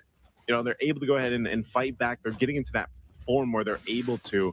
You've got pretty much the items that you need, especially on Long. He is the big damage dealer here alongside E1. E1 even having a little bit of defense there with the Winter Crown now. But, you know, Zed picking up an anti-Karas. Jumps in. Double Violent Requiem out there. Can they take out Roast at least? Looks like that's not going to be the case because the stun from Sigiboom stops Bell and the entirety of DFYG. Sigiboom wants to get a pick off onto the bottom lane. Super Ken. Is this going to be enough damage from the Cho? The stun and the kick will be there. Damage not nearly enough. Well, they might get punch from DFYG. The sandwich is there. Bell. Oh, misses the initial stun. They push the bottom lane. Sigiboom just pushes them back. In comes the ultimate, the shadow kill. At this point, with 4 members tanking it, there's not going to be enough. DFYG live to see another set of minutes here, as Aurora Gaming's attempt onto the bottom lane was not going to be enough. Well, if that's all they had to do, DFYG is just going through the checklist here. They had to make sure that they were able to defend. They did that. Now they're actually in a contest period where they can actually go ahead and contest this Lord. It's an evolved one. If they somehow secure this, that's going to be massive for them to start knocking down some of the tier 2 turrets. Oh, they have isolated one. That's going to be Pagu. Immortality is going to be popped. Bell wants to secure this kill, wants to finish the jump, gets the flicker off, and the bravest fighter, yes, he can. Now it comes Rosa with the beacon. Bell is going to be traded off because of that. Rosa just handles the rest of the FYG. It comes now Fanny. What a winter crown, but the evil ultimate is going to lock him down. Rosa out. Sigi Boom looking for an angle with his Joe, prepping up the Jeet Kundo. Doesn't have the flicker for now, and he's going to be found by the members of the FYG. The kick is not nearly enough as he's getting punished. Now Lunar might be next on the docket. The FYG have found the 3 kills, man. And can Lunar get away from this? It seems like that's not the target anymore for the FYG. Oh, they're taking the Lord, is going to put this Lord low, but Tienzi is still alive and Retribution is still up. Are you sure you want to do this, the FYG? This is a huge risk. I mean, Supercan dealt with the wave. He's going to make it back up here. Lord's at a quarter of the health. Lunar low as well. Has to get away. How's the Purify for now? TNZ goes for the backlash, but with their crown. Oh, he wanted to punish. Immortality getting picked up. It's going to be the Winter Crown. Can they take him out? That's 14 kills that they can shut down. TNZ runs away. Long. It's not going to be enough. TNZ goes down. The punish, the shutdown, oh my goodness, and the Lord on top of it. They did it. DFYG has taken the lead back in their favor with this Lord. It's an evolved one. The lead that Aurora Gaming has held on to for literally the entire game is now gone. TNZ still a little bit away to be back up, but they got to deal with this Lord. It's an evolved one pushing in, and DFYG is in a position to force a fight. Oh, the Fanny overshoots. But that's just for poking. In comes the ultimate Pagu. And the gap, they will get out. The beacon just to get away from there. But the base in shambles. Pagu down for the count. Rosa as well. With no Hayabusa to defend. DFYG mounts the comeback. And we are going to game 3. DFYG has to be happy about that. Again, facing a fully stacked TNZ Hayabusa. And they stay calm and collected through it all to be able to turn that around. That is about as good as a comeback as you're going to see. Man, oh man, DFYG holding on again. Like I was saying with this lineup, defensively, it's great. And, you know, they were able to go ahead and turn it around off that one defense. Just amazing job. Let's go ahead and throw it over to the panel to break down game 2. All right, what a response. DFYG came out on top in game 2. They have proven themselves once again. And this time, Soldier is right. The Dark Horse came up. Soldier. To be honest, the comeback is real. Yes. Yeah, DFYG, they relaxed. They played on their mistakes. They know how to play it. Fanny was really great gameplay from him, to be honest. DFYG surprised us in the second game. That's right. They show that they are not done yet. Yes, that is true. Kudos to DFYG, of course, for this win. When I and Soldier were watching, and he was, sitting in telling me it's over. I told him no, it's not. I told him no, it's not over. They are gaining momentum right now, That's right. and it shows. I thought so too. I thought it was going to be a 2-0. No, it Aurora Gaming had to finish the game early and not reach the late game, but they couldn't because DFYG was defending their towers relentlessly in the end because they had 2 inhibitors destroyed, but they still were fighting back, and then they started gaining momentum because it was obvious the damage output in the late game for DFYG was much higher than Aurora Gaming in the late game. In the late game, it was only Tienzi. Tienzi was actually the only one getting the kills, or the most one getting the kills from Team Aurora. But that's not enough in the late game. Yes, looking at the statistics, it's close fight. Yeah, it's very close with the golds, with the towers, with the Lord. But for the Lord, 3 for Aurora, but still they didn't benefit from it. But the FYG, they surprised us. It was a close fight and close games for both. But the comeback from the FYG, they wait for the late game until they will have this their full package of the team. Like I will have my full items, my full focus on the team. I will see where is the mistakes and I will take it. Exactly, that is very true. And actually, for Rosa and Siggy from Team Aurora, they made a lot of mistakes in this game. Especially Rosa in the early game, she was getting targeted a lot with Zushin, was getting targeted a lot. Was away from the team, was a little bit more aggressive than the rest of the team. So the FYG took advantage of that and got a couple of kills on her. In the late game, from mid to the late, Sigimon was actually with Chao was becoming a little bit more aggressive, and yeah, they got some kills on him as well, which made Aurora actually at a disadvantage. And yeah, well, Hayabusa, TNZ with Hayabusa cannot do everything on his own. Lunar did a great job actually in this match. He stayed alive for quite a long time. He didn't even die a single time. But as we can see right now, the MVP for the second game is Long from the FIG, who was actually playing with Cloud, with 4 kills, 2 deaths, and 8 assists. To be honest, there is a hidden soldier with the FYG. He is Eve. His damage was real, and he was like trying to focus the back lane like with his all his hands. Yeah, that is very true. That is very true. I have no words. As you were saying earlier, I was really waiting to finish it, close the series, and then that's it, 2-0. But DFYG, kudos to them. Yeah, they did an amazing job actually coming back from the total dominance from Team Aurora. TNZ was unbelievable. I think in the next match they're going to ban Hayabusa. They're not going to let Hayabusa open because TNZ showed actually. Aurora Gaming had 17 kills the previous match. 14 of them was actually from TNZ himself. So he did 14 kills the previous match only with Hayabusa, which is amazing. So I don't think they're going to keep him open for the next match. But to be honest, when they feed one person and they forget it, they forget about the other team. The other team will be weak. That's why the FYG they took the advantage for this. Like they focus Hayabusa and there is no any damage dealer with Aurora Gaming.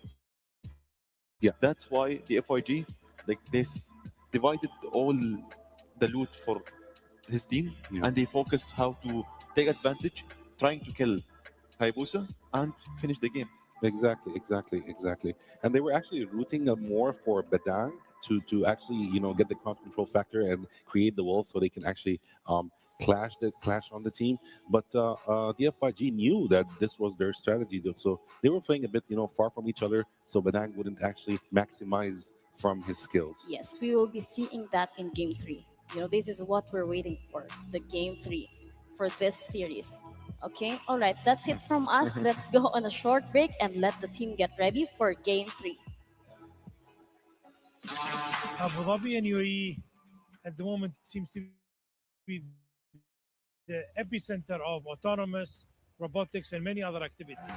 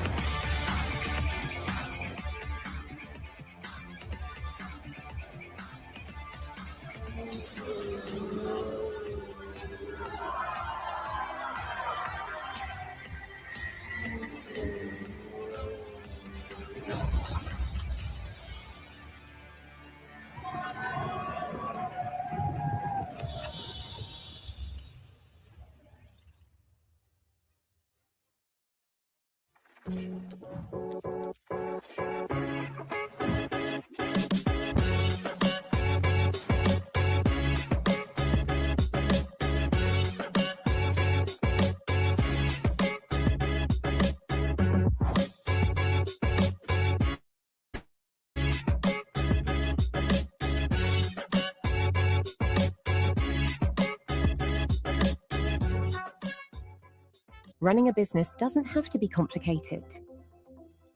At Solutions Plus, we provide a tailored combination of consulting, business process outsourcing, and technology solutions, from digital to finance, procurement, HR, ESG, and integrated facilities management. We take care of it all, letting you focus on success. Partner with Solutions Plus and take your business to the next level.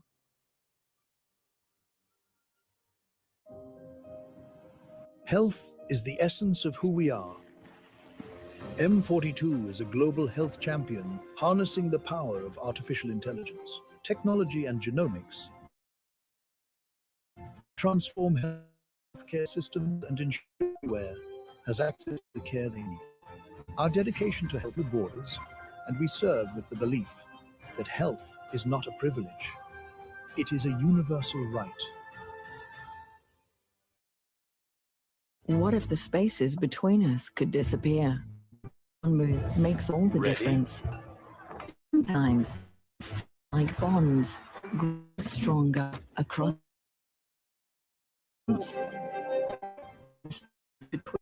disappear. Beautiful things happen. Look around at insurancemarket.ae. IBIDs from the UAE insurers in seconds. Compare, choose, and buy instantly, all in one place. Over 200,000 policyholders already trust us with a 4.ae, where insurance gets smarter. Insurancemarket.ae. Energy is life. And today, life is happening in two worlds, physical and digital. In Abu Dhabi, where source energy powers innovation, a new kind of energy rises. An energy that unites worlds through intention and action. Where physical skills meet digital mastery, and next generation of champions are born. This is where talent meets technology. Where strength meets strategy. Where energy amplifies through action and powers the future. The games of the future, powered by ADNOC.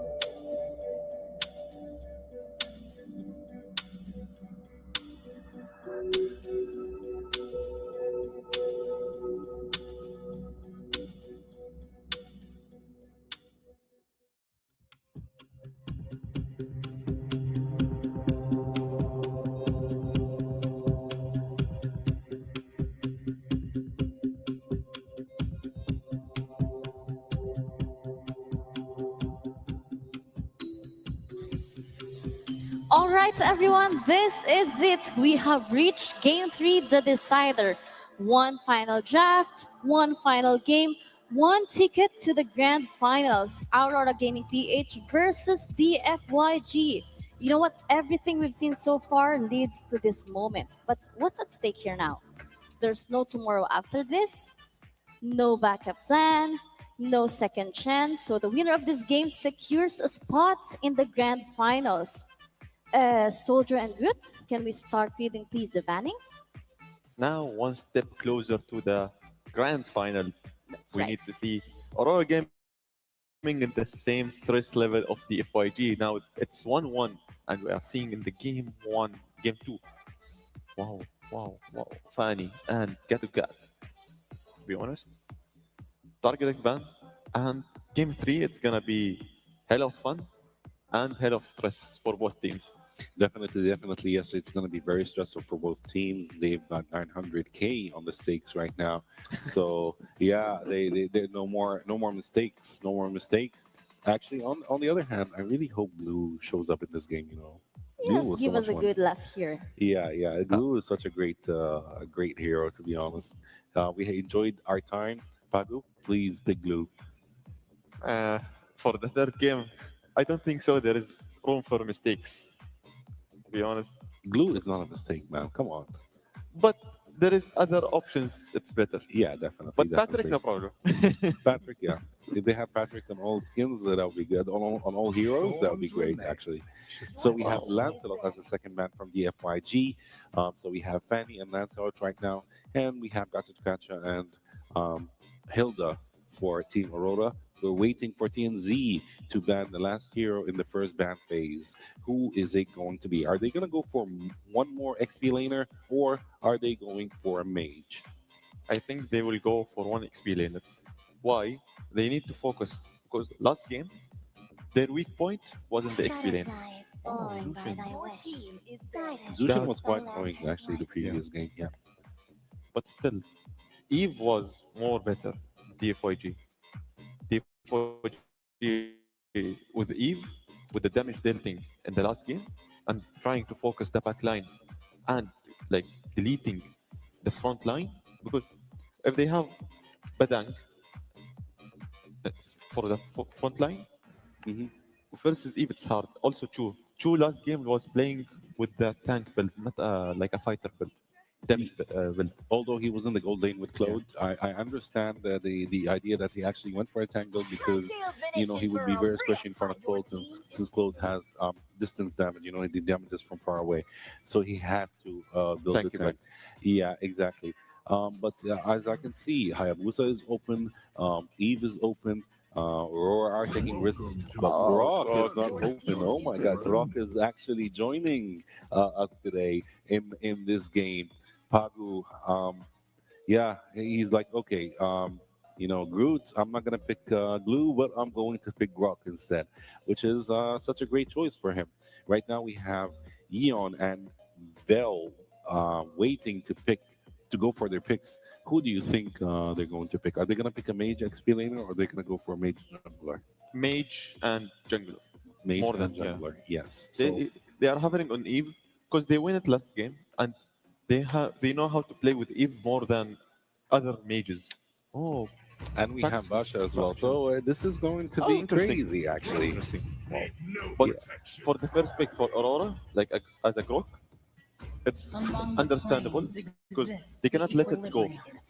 It's very advantageous. But why didn't they go for Basha instead? That's very, like I'm questioning myself. Why didn't they go for Basha? Basha is such a great jungler and he's very annoying, actually. Basha was also open. Yeah, exactly. So why didn't they go for him? Why did they choose Rock instead? It's a question mark, but still, they know how to. We saw Aurora playing against Basha. Oh, your main is showing up. Falsa and Eve versus you. Oh, Yuzong is open also. Yuzong is open as well. Yes. Lapu Lapu is open right now. So yeah, there are lots of actually meta heroes that are open that they can choose from. Claude. They're not taking risks, so they pick Claude. So it's a smart choice from Aurora that they went for the Claude pick. Right now, actually, the FIG might get stuck with a Harith pick in the gold lane or another XP lane fighter. Fighter in the gold lane. So, or Moskov. Long. Actually, yeah, Moskov is actually showing up right now. Interesting. They will play it on the safe side, like we will play in the our safe plan. Yeah, we'll play our mains. Okay, understandable. Ban for Hayabusa. It was very annoying and very fed in the last game. Trying to deny it because it's the last game. And the last game, there is like mistakes are costly for both teams. And for the safe plan, try to eliminate as much as mains for both teams, and you are good to go. Actually, Long with his choice with Moskov made sure that this is going to be a long game. So yeah, this is very interesting, and we see Lapu Lapu in the ban. Oh my God, this game is going to be quite interesting. I'm actually very excited to see what's going to happen in this game. But we're waiting for the last two bans from the FYG and Aurora, and then the last four picks for both teams. Do you have any idea? Because I'm very clueless right now about what they're planning for, to be honest. When you think about it, there is a lot of picks are open. Harith is open. Exporg, Yuzong. Harith, no one's gonna pick Harith right No. now. No one's gonna pick Harith No because need. they're already locked on. Ruby's open also. Ruby's open as well. Yes, there is X-Borg. There is Uranus. There is Esmeralda as well. So CC is a very smart ban from their side because she would be very annoying facing Moskov if she actually in a clash targeted Moskov. She's going to be very annoying. There is Guinevere as well, by the way. So there are lots of choices actually still available, but we're waiting for the last ban from TNZ to see who is he going to ban, and most probably it's going to be another He was on, Exterminator. okay, Of course, he's on. So we have Uranus, we have Guinevere, we have X-Borg. Who else do we have? We have Esmeralda as well. So there are still 4 picks for the XP lane, and of course, the FYG are still looking for a roamer as well. So, will they go for Hylox? Do you think they will go Hylox for is Hylox? open. Yeah. And it's with the FYG. Arlot. Arlot is such a great choice as well, actually.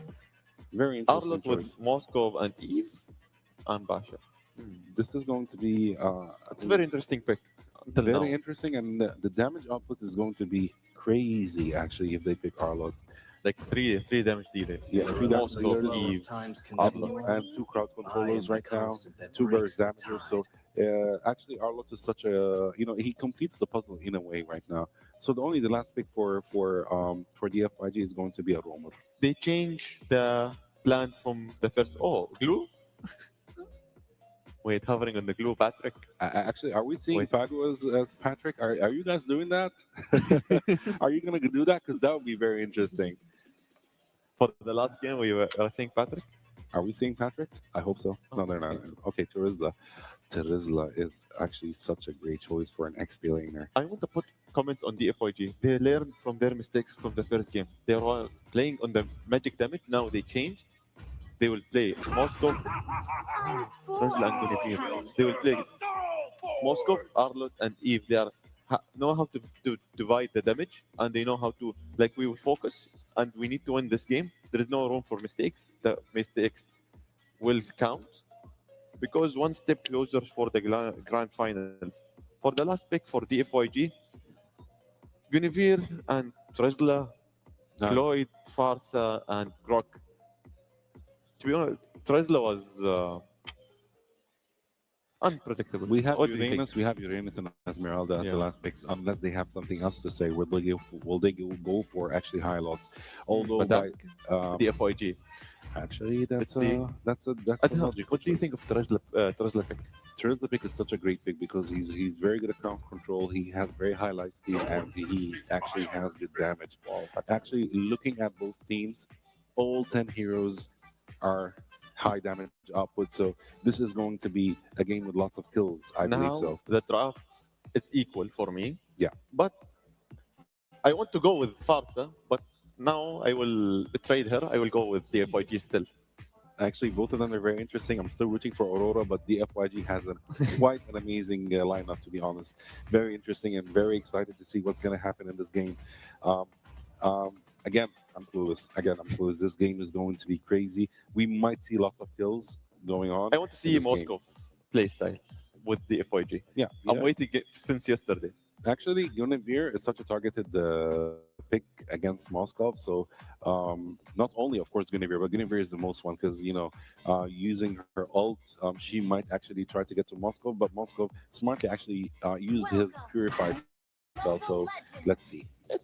All right, that's it from our analysts. It's time to let the game speak. This is game 3 once again, the decider, the final chapter of this series.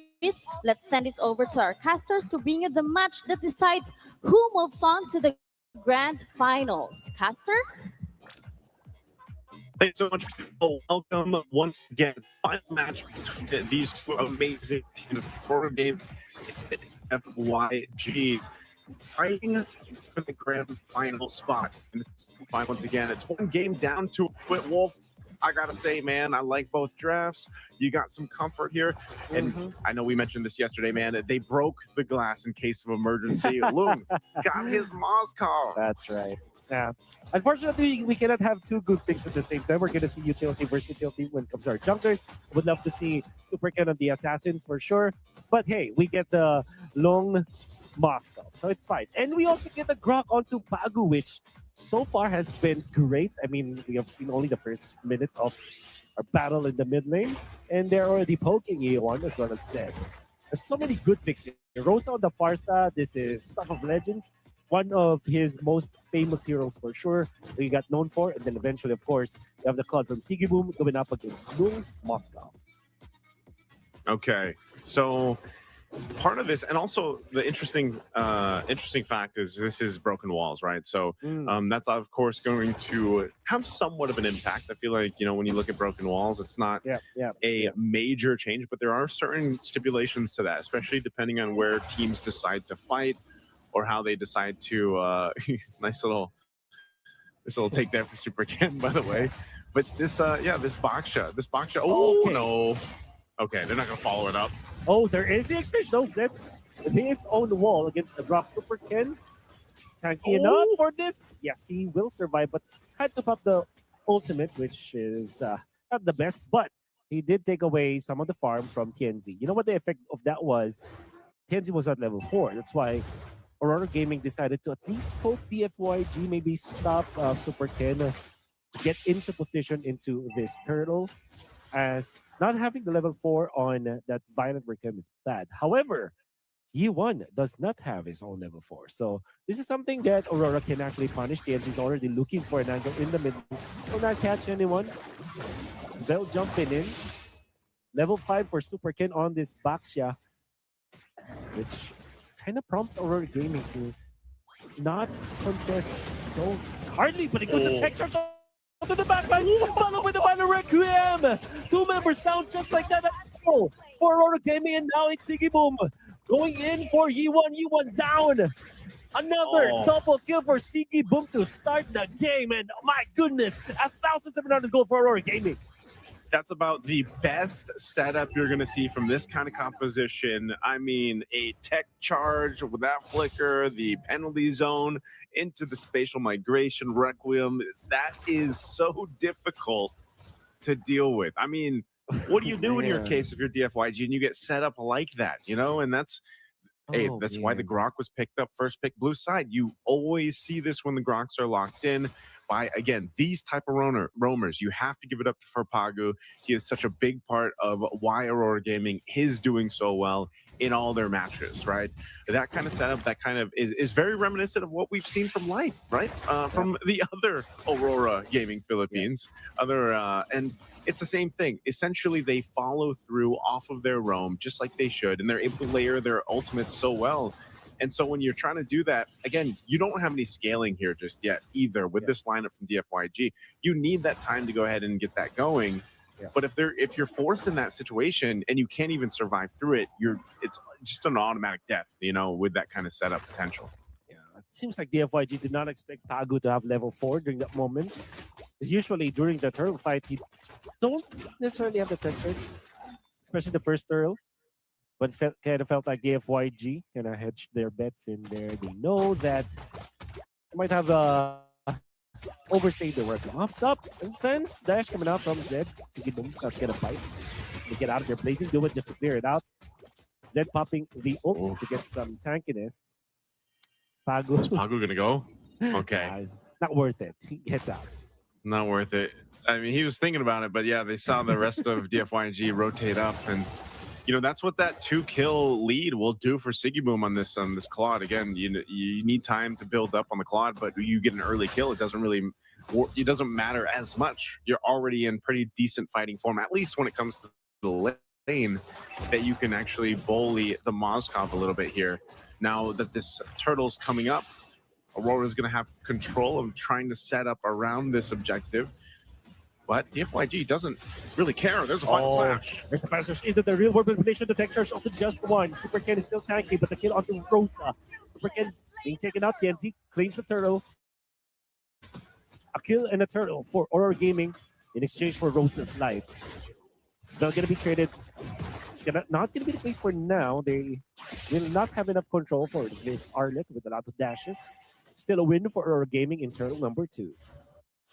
Yeah, they get the objective. It is a trade in the kills, but again, not the target you want to go down. You know, it is Super Ken on the Baksha, but he doesn't want to further behind if that's the case. Now he's doing okay because again, you can rotate quite quickly, farm out the way you need to, especially when you're considering you're up against Guinevere.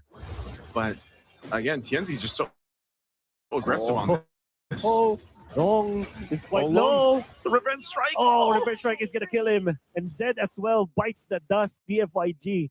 They attempted to go for a cheeky play in the mid lane, bringing in their Moskov to farm, but Lunar is prepared for that. They didn't even have to pop the flicker for that kill. That's a lot of value that Aurora Gaming has gotten in the mid lane. Now they can even pressure the mid lane. Super Canada pops the ultimate just to prep for some wave clear out here. You also pops the ultimate. There's the final slash to step up for this. And there's Spec Charge to get up to 2. Aurora Gaming are just destroying the FYG.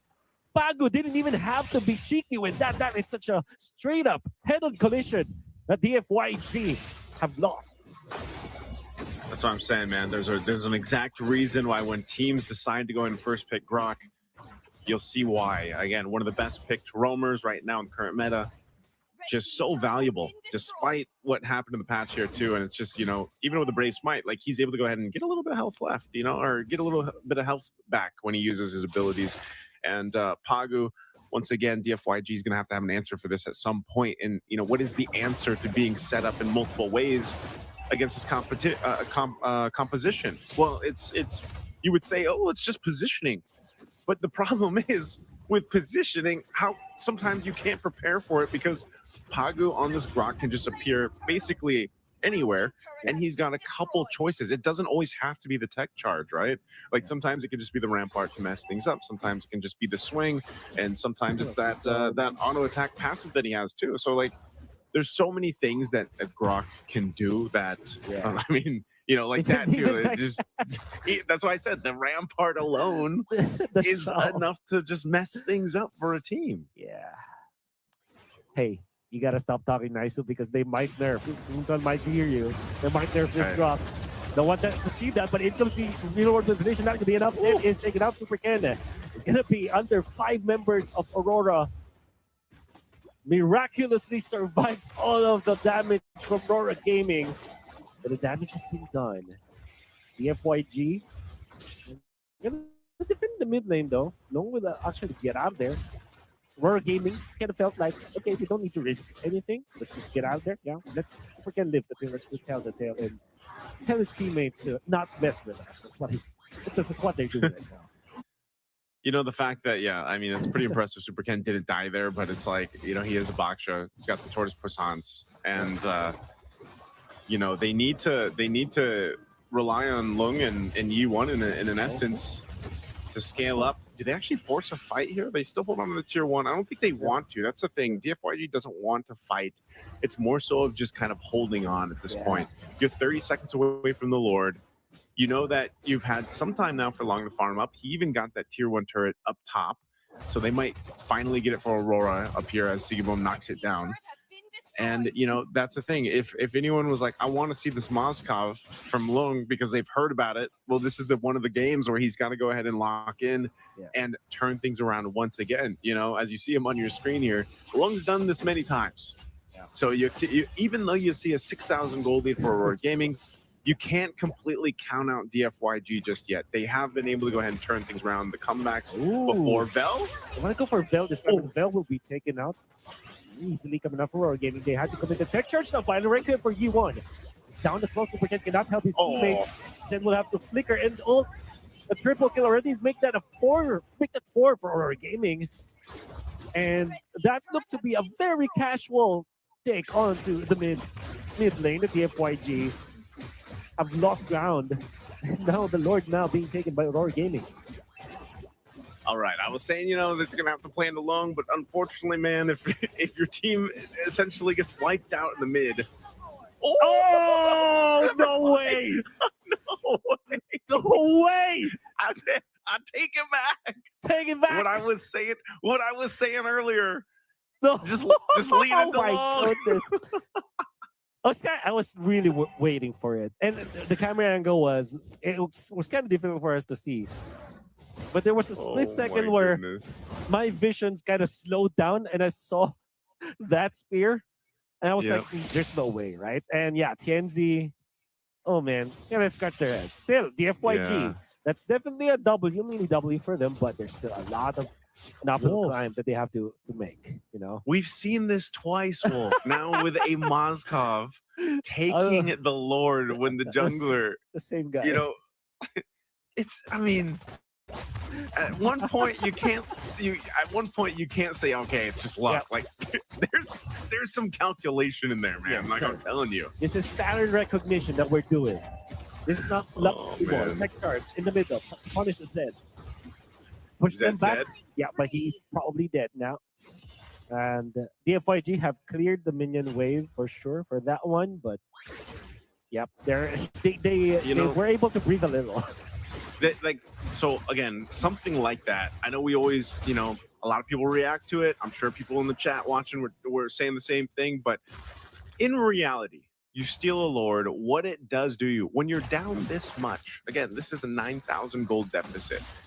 It may buy you an opportunity in this game, you know, Yeah, but for sure. that's a very small step in the right direction. And once again, this kind of lineup with the way things have been going is entirely leaning towards that.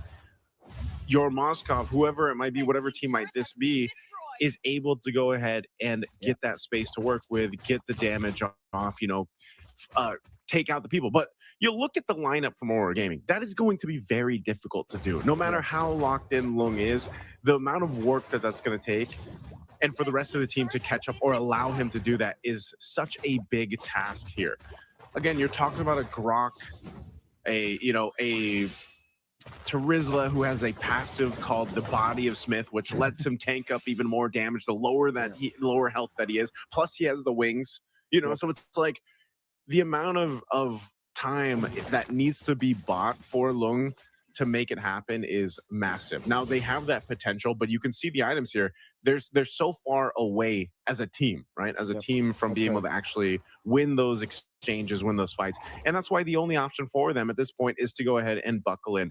They potentially probably don't even contest the next Lord. If they try to get in that position, they could risk losing these series, losing this opportunity to go to the grand finals here, because some of the defensive items now have to be in consideration too. You see the Winter Crown over here for TNZ. Wind of Nature just got picked up here for Siggy Boom. So, you know, those things are going to be troublesome. Plus, if Lung gets in that range, you see the chastised pauldrons there too. That's right. For Pagu. So that's really difficult to make that work. This spear, not going to land that one.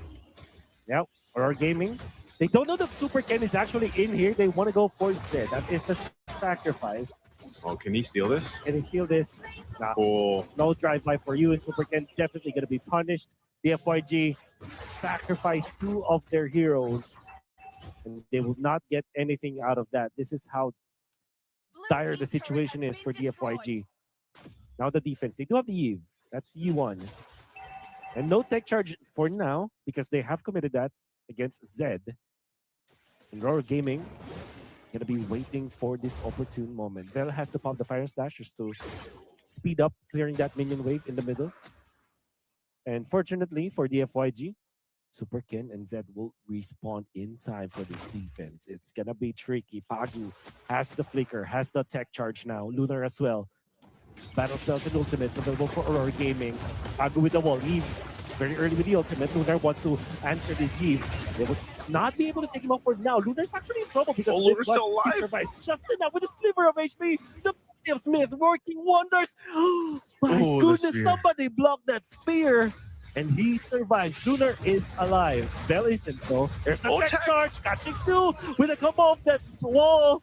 And now they have taken out 2 members of the FYG. Aurora Gaming, they can feel it. They're now jumping in. Long in trouble. The base in shambles. Super Ken trying his best to defend, but it's not going to be enough. Aurora Gaming goes to the grand finals.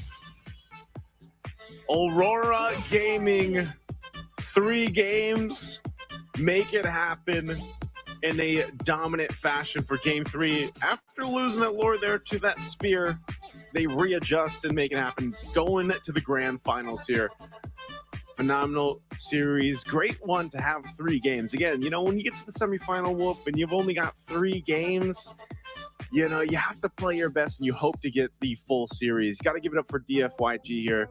Once again, the improvement that they have made time and time again.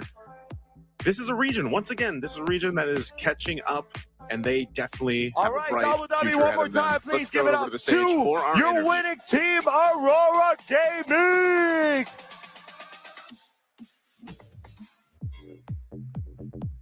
Well done, guys. You are the one I remember I spoke to yesterday, right? Amazing. All right. Wow, what an incredible performance. It was a tough game. It was a very tough game, I must say, but it was very enjoyable to watch, right? Everybody enjoyed it. It was nerve-wracking, right? What was coming into the semifinals? What was the main focus for you and the rest of the team? We worked very hard to fix our mistakes. We also analyzed our opponents, and overall I expected this game to be a little bit harder, but not to say they played very good actually. Amazing. Well done, of course, to the other team. Can we have a bigger round of applause to DYFG? Amazing performance, of course. Who would you say out of the entire team was the highlight? Who pulled off the most amount of kills? In our team, I feel like it was a team effort, but TNZ got so many kills that he actually deserved it. Amazing. Well done. Well, congratulations. You guys are off to the finals tomorrow. Just one last step. And then you guys could potentially win this tournament. It's absolutely huge. Tell me about the preparations over the next 24 hours. What are you guys going to focus on? Well, I feel like we just need to keep the energy and the mindset, because we came here to win. That's our mindset. So tomorrow we're gonna work very hard to win. Amazing. Well done. Well, congratulations once again, Aurora Gaming, everybody. Well done. We'll see you tomorrow at the finals of the MLBB tournament right here, the Games of the Future. Well done, guys.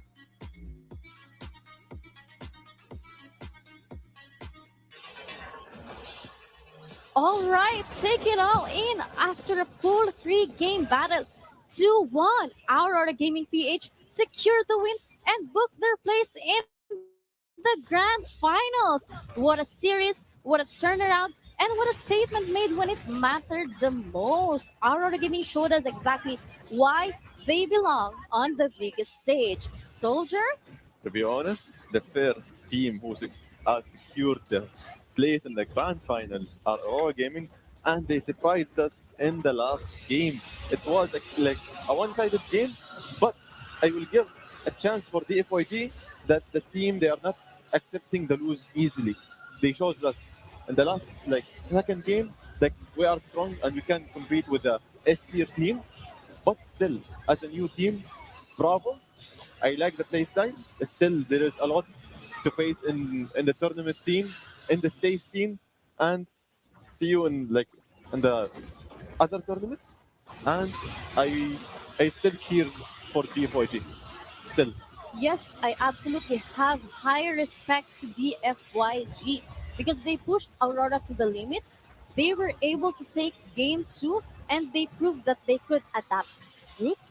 Yeah, definitely. And especially what I like the most was the Lord Steel from Long with Moscow. He has done it again yesterday. He has done it with a Churchill, all right? And today he's done it with the Lord. He stole a Lord from Team Aurora. That was quite amazing.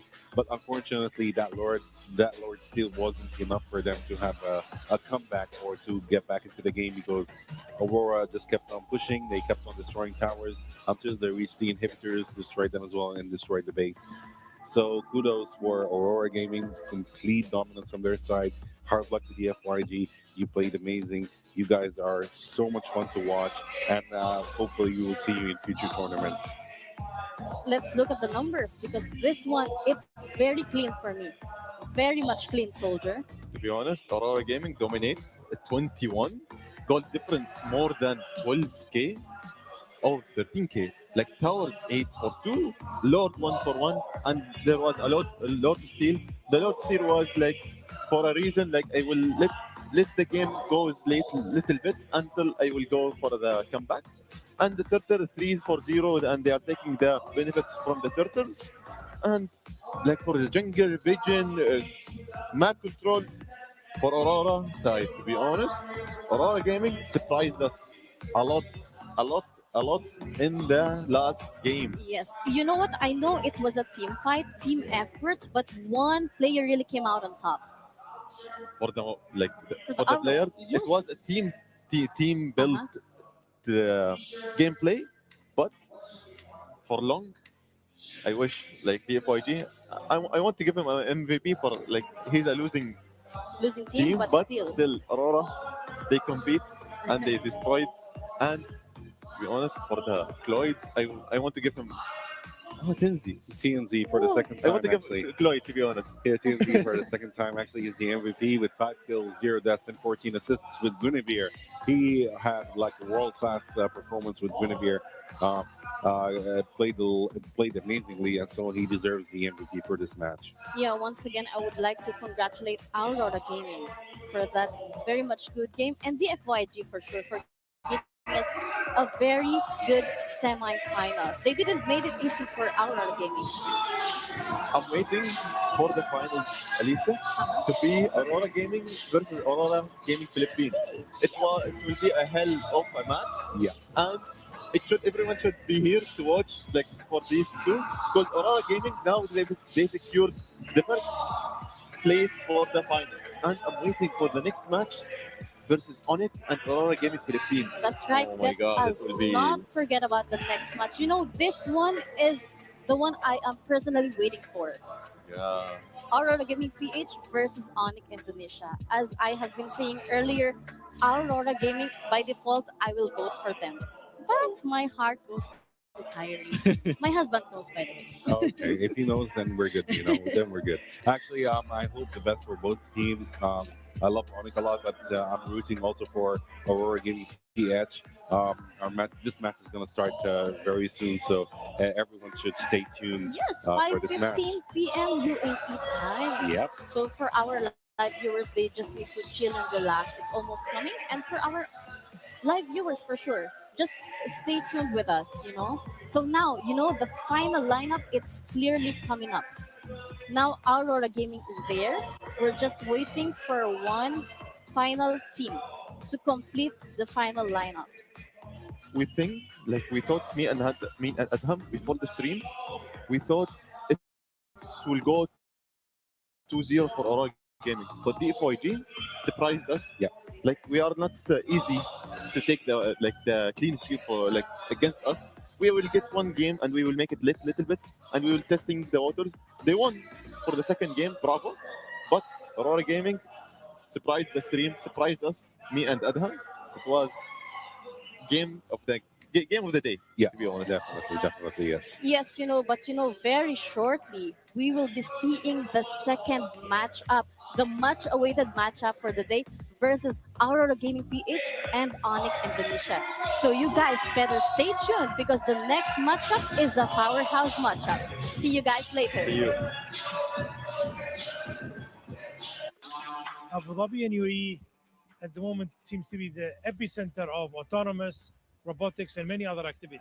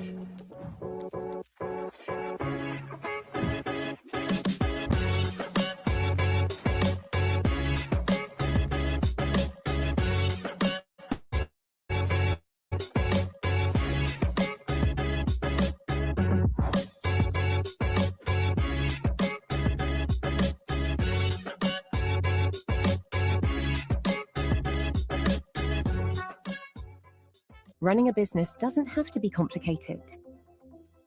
At Solutions Plus, we provide a tailored combination of consulting, business process outsourcing, and technology solutions. From digital to finance, procurement, HR, ESG, and integrated facilities management, we take care of it all, letting you focus on success. Partner with Solutions Plus and take your business to the next level.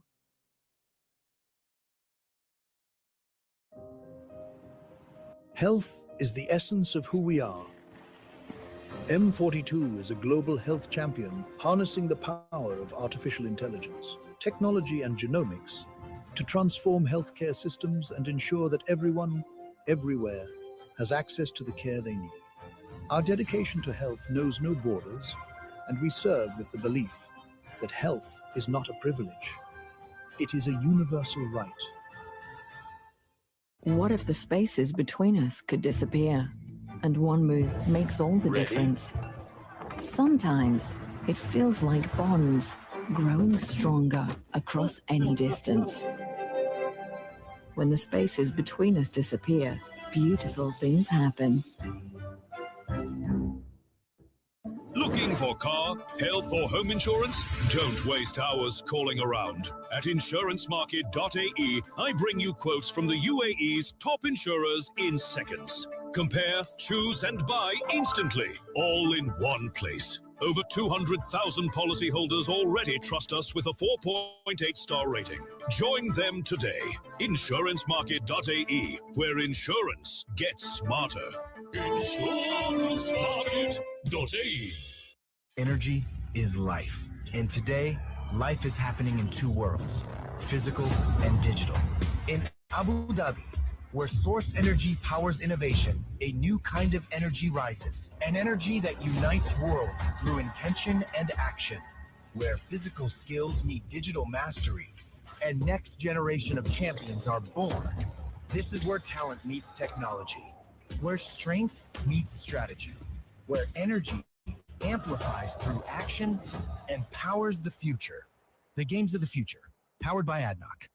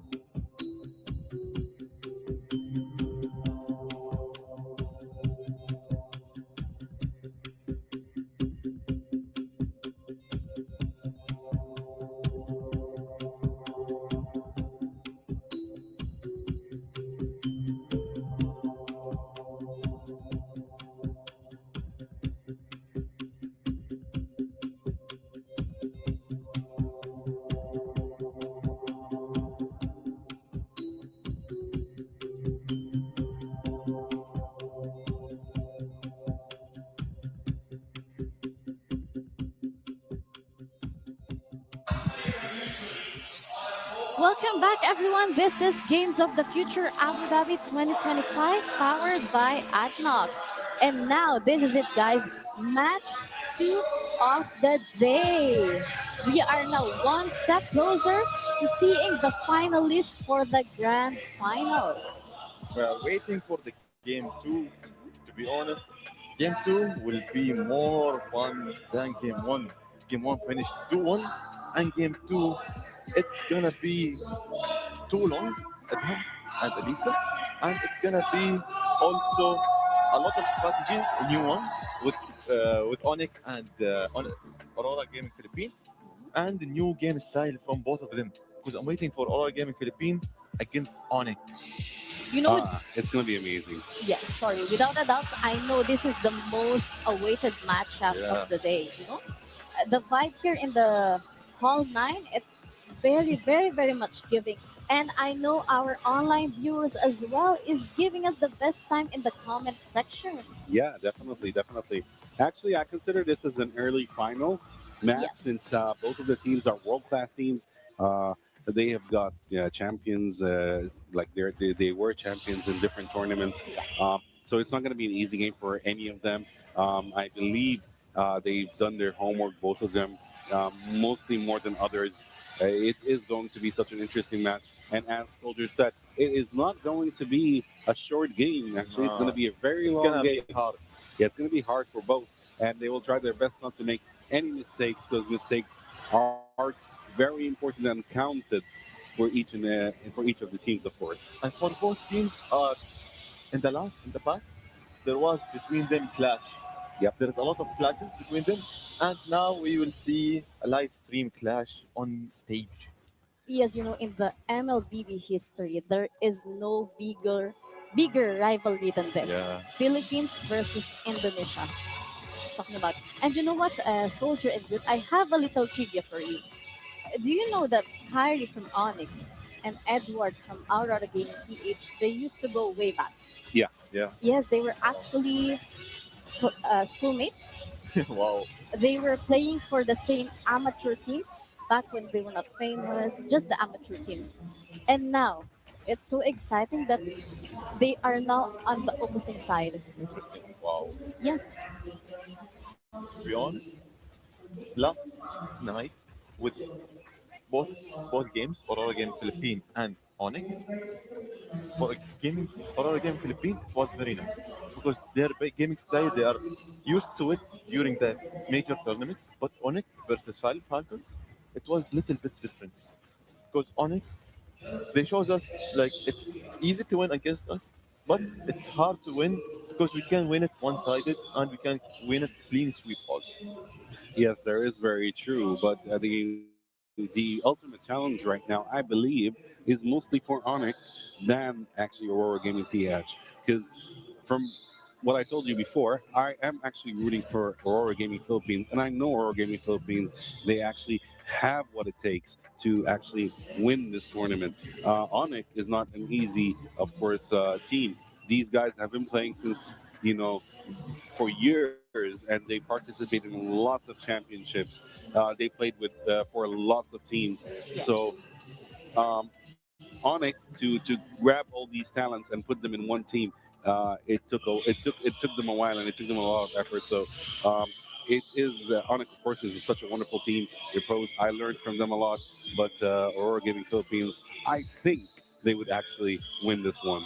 Since you're saying that, I think Soldier is right that we're gonna able to see Aurora versus Aurora Gaming PH. I'm waiting for this moment since yesterday because once I saw the bracket and I saw Aurora Gaming in the up and Aurora Gaming Philippines in the down, maybe they will meet in the grand finals. Yeah, that's the moment that everyone will be silent and waiting who will get the crown. Yeah, definitely. But it's interesting because when we match like this, some fans, they are like fighting each other. Not fighting, but like rooting for someone. And they're like, no, it's gonna be this one. No, it's gonna be Friendly this one. fighting. Yes, like friendly one. But if Aurora and Aurora Gaming PH goes into the finals, the fans will be like, I am Aurora. So you know. It's different. Like Yes. I think it's gonna be like the European Aurora fans versus the Filipino Aurora fans. So Yeah. it's gonna be like that. That's funny. Yeah,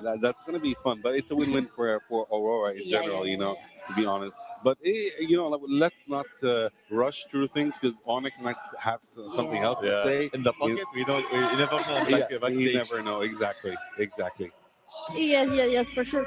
Okay, I think energy is high and players are ready. So I think let's throw it to the stage for the countdown for the next match up.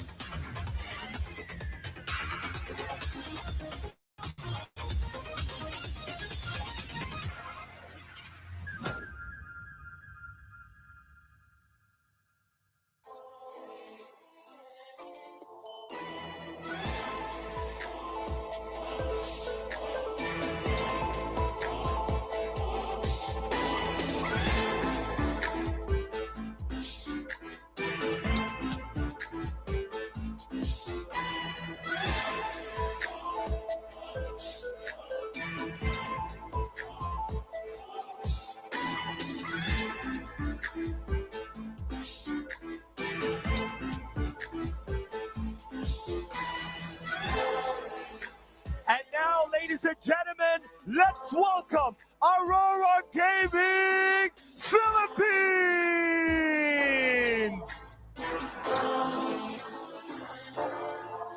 Here we go, boys. The stage is all yours now. You may head to your seats.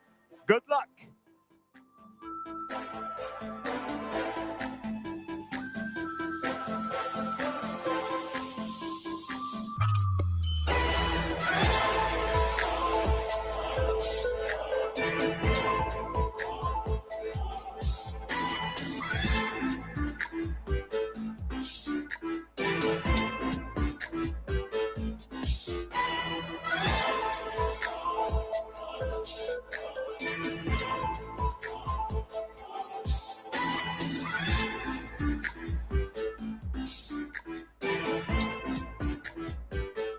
And now let's welcome their opponents. Give it up to Team Onyx!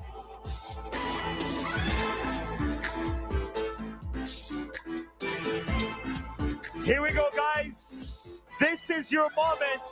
MLBB semifinals. You may head to the stage right now. Good luck.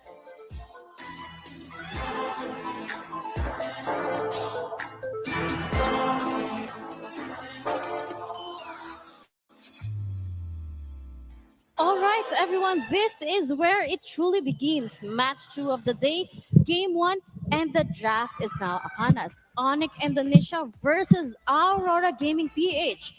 Philippines versus Indonesia. Structure versus aggression.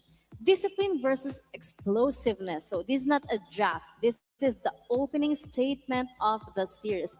Once again, as we said earlier, this is like a grand finals that is happening a little too early. To be honest, Onyx and Aurora Gaming Philippines, they're planning, and I'm waiting who's gonna take the second place on the grand finals. For me, yesterday, once I saw Aurora Gaming Philippines and Onyx in the same bracket from down, that's the thing I'm waiting for today, and I want to see the game today because both teams are S-class teams, and in the major tournaments, it was a clash between them and rivals. And the bracket's beginning, and the ban and picks. I'm expecting meta and meta and target bans for both Onyx and Aurora. Yes, we have witnessed Light used Grok, and he was the MVP for that one. So this is very much a respect ban, I believe. Yes, that is very true. Actually, Grok is an auto ban for Onyx because they know that Aurora is not.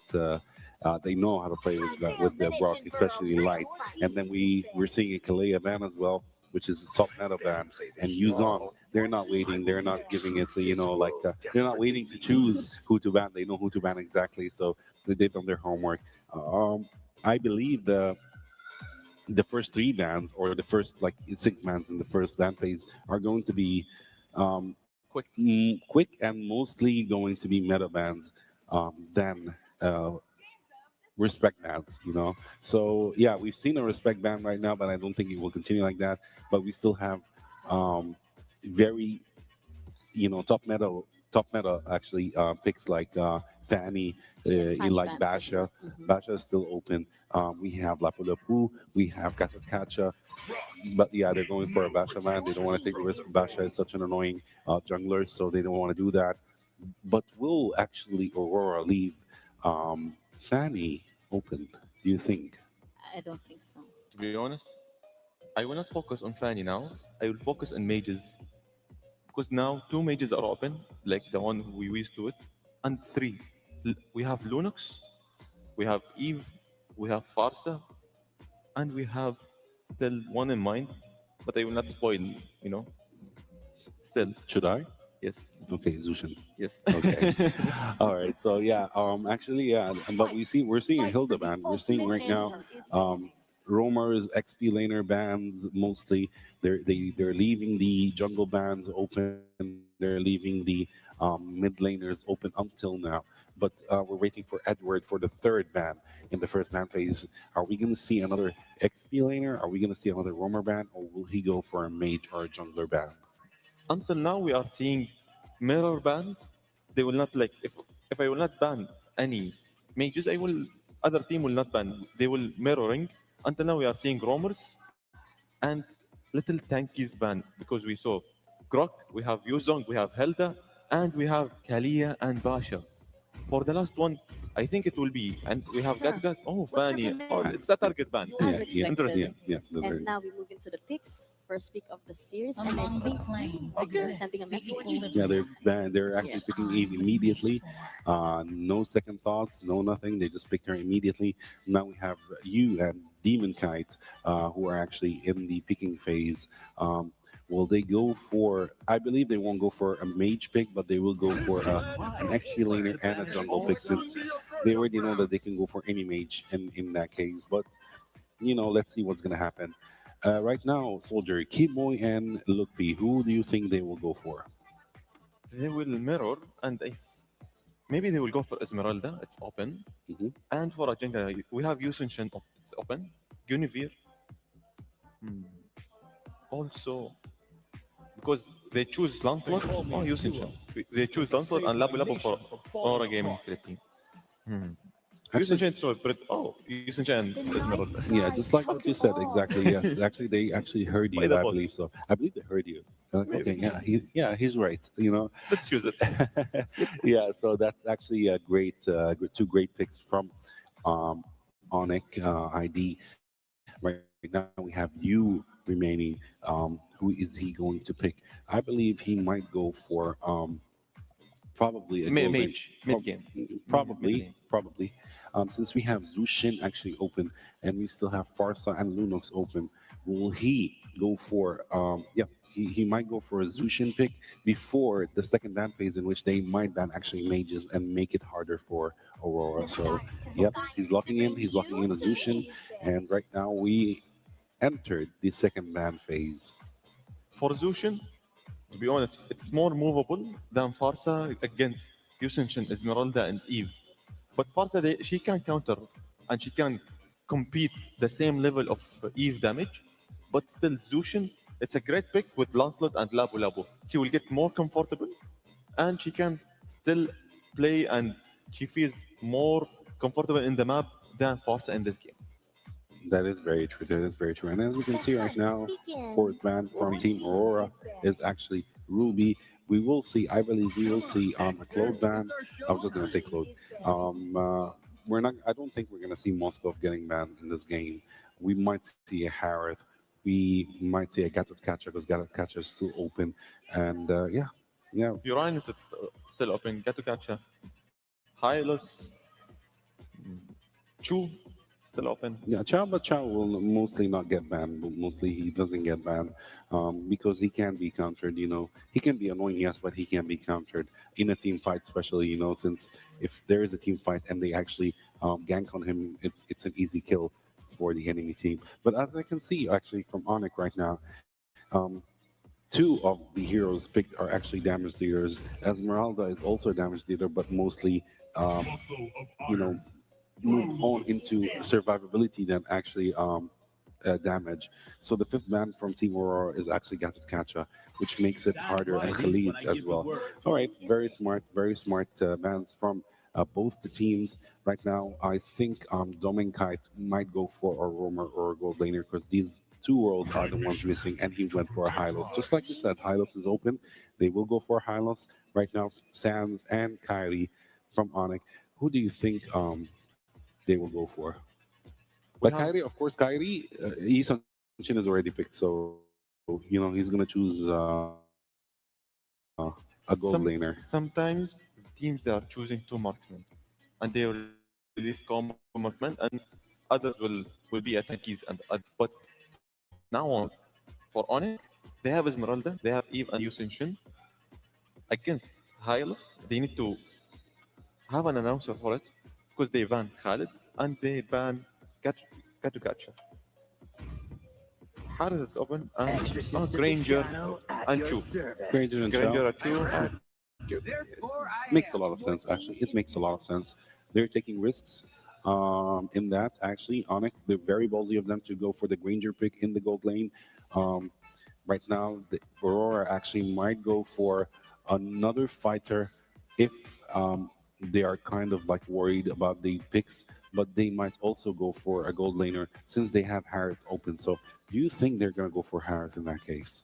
Harith, it's a good with Hylos, Lancelot, and Labu Labu and Zushin, because Harith is still open and it can be a perfect with their combo. Because Khalid was perfect for me, but they banned Khalid and they protected because it can continue. Yeah, Harith is the most logical actually pick from Aurora's side. Because if they picked a fighter, it would be a little bit hard for for the fighter to reach Granger, since he has very high burst damage, so Harith is the perfect choice for this game. To be honest, for now on, I have the full picture, but I will go for Aurora Gaming Philippines. Actually, for this game, I'm going for Onyx. You know, although overall I'm actually Aurora, but I'm going for this game. I'm going for Onyx. For I the think their draft lineup alone. is their draft picks are very nice, very risky, and I like high risk, high reward kind of Biscuit for stuff. the biscuit. Yeah, Yes, yeah, all definitely. right. Enough from us. The draft is done, the stage is set, and it's finally time for the action. Let's send it over to our casters to bring you game one of Onyx Indonesia versus Aurora Gaming PH. Casters, take it away. Thank you so much to the panel there for breaking it down. It's our last best of three in the semifinals here. And I'll tell you what, it's still me, Naisu, but I'm joined with someone else this time. It's Rockhart joining with me. Rockhart, Onyx versus another Aurora, but this one being from the Philippines.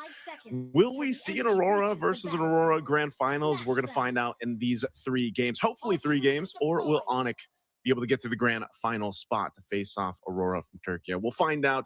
Now, one thing I will say, Rockhart, this lineup, these lineups across the board here is pretty much what we've been seeing for the past maybe 3-4-ish months. And these are some of the most comfort best picks for these players on both sides. I actually was going to say that. Like, this is so comfort. Like, did they even draft? Like, and I think everyone just got exactly what they wanted. No questions asked. It feels like Onyx is, I actually don't blame it. Our analysts are a little bit split on this one just because it feels like it's so good for either of them. It can go either way.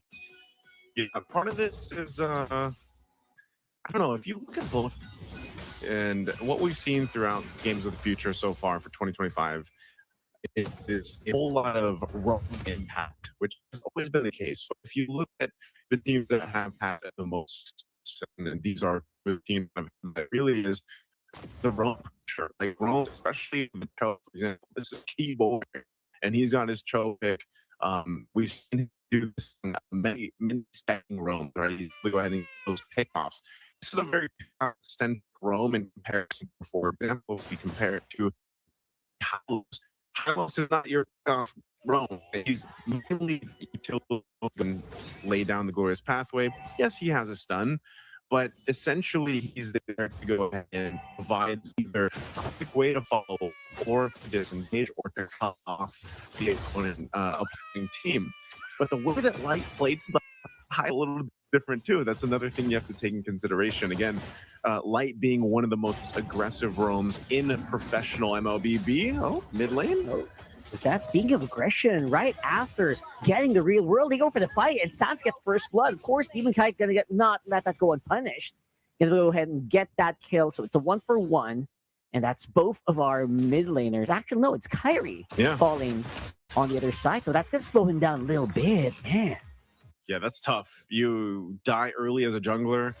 You're gonna have some difficulty, right? But you got to be able to catch up. YSS is pretty good at doing that, though, even if you have your late start into the transition here. So they're going to fight for this turtle. There's going to be no contest for this, as you mentioned, with Kyrie going down. So they go for that. Now, part of this, too, is, again, they forced that fight in the mid, but as soon as those level 4s were available, Aurora Gaming Philippines knew that they had basically an advantage that they could work with. And this is the thing, too. You don't see too often the aggressiveness in the gold lane from our previous teams, right? But, for example, this is Dominkite and Skylar. Skylar having a massive history of performances throughout Indonesia. Dominkite making a name for himself over the years. And this is the most classic matchup you'll see, a Harith versus a Granger. For a while, people were tired of seeing this. Maybe they still are, and that's why the gold lane has changed up so much lately, where now you can put those fighters in the gold lane, but they're essentially going to be doing the same thing. They want to go ahead and scale into it, that mid to late game. They both sort of scale around the same timing. Now, if one of them can solo kill each other, which we've seen before, whether that be the Granger or the Harith, then that gives them that little bit of an advantage to work with. But right now, it's basically a stalemate across the map. If you look at, again, the reason why this draft is, we say it's so balanced, not just because of the comfort, but because of the way that the timing plays out for these compositions, they're not going to be crazy action-packed early games like we've seen previously. They're going to mostly fight around if they force something in the mid before the turtle comes up, or it'll be around the turtle fight. I actually completely agree. I feel like these are both like just so balanced. There's just a little bit of like deviation, like who spikes faster. Sometimes they can spike a little bit faster. Some heroes, especially like you're talking about the Harris and the Moskov, right? Sorry, it's Harris and the Granger on top side. It's actually really good for both of them. Sometimes if you can get a really good catch, the Harif can just burst down the Grangers, stuff like that, right? So, yeah, absolutely. It feels like both of these gold laners are actually very heavily affected by the patch, but very happy to play it. Ooh, lots of understrikes being locked in by Onyx. This might be actually a pretty good fight for them. See if that's going to happen. Lupi is getting a little bit of lantern flare treatment there and going to get bursted out before even casting anything. Even has the green on his ultimate right now, and that's a second turtle going over to Aurora Gaming here from the Philippines. It's another pickup. Again, objective plus a kill that they can work with. You know, these being spread out here. Edward? He's going to get away. Oh, man. Oh, look at that, kid boy, with the insurance policy right at the back. It's going to help you catch up if you're Kyrie. I was going to say, that's essentially what you need to do if you're Onyx, you know, and great catch there for Keyboy to be there on time. Great communication from Onyx to make that play happen. And, you know, technically throughout the series that we've seen here in Rockhart for Aurora Gaming Philippines, it's usually Edward getting, you know, having trouble in the early game where he's focused on, he might get some early deaths, but he always makes up for it. Like, that's one of the things about why he's called Mr. Consistent and all his other acronyms that he has for his names for him, because he has that potential to be able to do this. Is Lupi gonna have some trouble here? He is an Esmeralda. He's gonna get dragged. Oh, man, look at that. Lupi, of course, has more sustainability now. It's like a 1v2. Oh, off-camp kill there for Edward, by the way. They're taking a lot of pressure on the mid and taking out Light with them as well. Of course, Lupi is going to be the sacrificial lamb for that, but it feels like it's very worth, especially for Onyx. Yeah, see, Onyx is starting to at least find these little wins. These little wins across the map, they're starting to go ahead and shift the momentum, which they need to do. Again, when you lose in the jungle, you lose your jungler early on, I should say. You kind of have to go ahead and cover the other lanes, the other grounds here. They might actually potentially, if they can take the third turtle once it's up, that's the best thing for Onyx, because right now Aurora Gaming is, especially with getting the first tier 1 turret down, maintaining a bit of a lead. Now, this lineup, like I said, for Onyx is essentially still capable of getting that numbers advantage just by playing around Keyboy. And so hovering around this mid lane, they want to go ahead and clear it. Light's going to go ahead and go for it. Oh, okay. He actually disengages. Thought he was going to drop the Glorious Pathway down, but this fight for the third turtle half health. They're actually holding on to opens very, very well, especially here for Aurora. They're having a lot of ultimates for the fight. Still very stomped for Game Age. That's 1.8 gold lead for them, and they're not done yet. Nice. So I think they want to keep on going for more. They don't forget they still have that Glorious Pathway. Decides to just play a bit more carefully after that. It's one of the things you can do. It's positioning, right? Light was in the perfect position in that bush. Didn't even really need to do too much. It's just the presence of Ilos again and having that revital. It's part for Onyx, and their lineup is actually dealing with that. I mean, at some point, Keyboy on the Cho, whether he's able to get a pick off or not, if he gets stunned and stopped in his tracks, you know, he can get low pretty quickly, or he has to burn the flicker. Lupi as well, man. Lupi 0-3. Your Esmeralda usually is the one that's kind of, they would say, you know, Esmeralda's kind of unkillable. She's tough to deal with. But when you have this kind of crowd control offered with this lineup from Aurora Gaming, and then that follow through with the amount of damage early game that a Lancelot provides you to an extent too, in the way the Keyboy. It's a free man knockup on the G Kundo. Actually, right close by is Sans. Gonna get lots of kills and some decent DPS, despite obviously the Harris being there. They're gonna push back, and we're gonna join the fight just a little bit. Lupi's actually quite low. I don't think Onyx wants to go for this one, and they will not. So pretty good pickups happening here for Onyx. But again, being traded almost instantly by Aurora that time. It's always the difficult part about being a Cho player. You know, all the Cho players out there know what it's like. You got to go in, Jikundo, or set up your kick, and essentially you're kind of sacrificing yourself away, right? You want to go in and get that set up for your team, but you know that it's going to be very difficult to get away, especially if you use the flicker to initiate. But nonetheless, what Onyx has been able to do here, Rockhart, is stay within grounds. Like, it's not anything too crazy of a lead that Aurora Gaming has over Onyx, which puts them in a position that they can actually contest this Lord if they want to. Skylar is going to go ahead and get that turret down, picks up a Sky Piercer as well. So the scaling here on both sides of the gold laners are going to start to show. Sky Piercer 2 for Yue. There's the kick. Okay, there you go. That's where you want to get started here. Light will use the Glorious Pathway to dig out. Edward misses on the land shaker, and actually that might force them to go back. Skylar, look at this guy. He's just going bananas, throwing bullets left, right, and center, taking down Edward in the process. And now they're pushing Aurora Gaming back. They seem to be the ones who are in control of this Lord Pit. Yeah, they're going to go that. And meanwhile, exactly when he got the Sky Piercer, he gets a kill. So they have positioning here, but I think Aurora Gaming wants to go for this. Oh, yeah, absolutely. Look at Demon Kite, though. 4 throws just to buy a little bit more time, but not going to be enough for him to go for the steal. Kyrie this time has massive control on that turtle, or sorry, that Lord, and they're going to be able to get that one. Going to be great for taking down those turrets on mid and bottom, get more golds into their pocket. That is the quickest I feel like I've seen a Lancelot get zoned in on and taken out. I mean, it was more so of an attempt to like just go for it for Demon Kite to see if he could potentially get in the position to try to retribution steal that away. But Onyx played that really, really well. They knew that was going to happen, and they timed it greatly. So now with this, Lord's pushing up top. Onyx will go ahead and continue to open up the map. They want to get this mid turret down. It's just a couple hits away, and Aurora Gaming are going to have to just give this one up as they prepare for the tier 2s. Keyboy giving information that Demon Kite was getting his orange. Now putting the pressure for the purple. They'll take that away.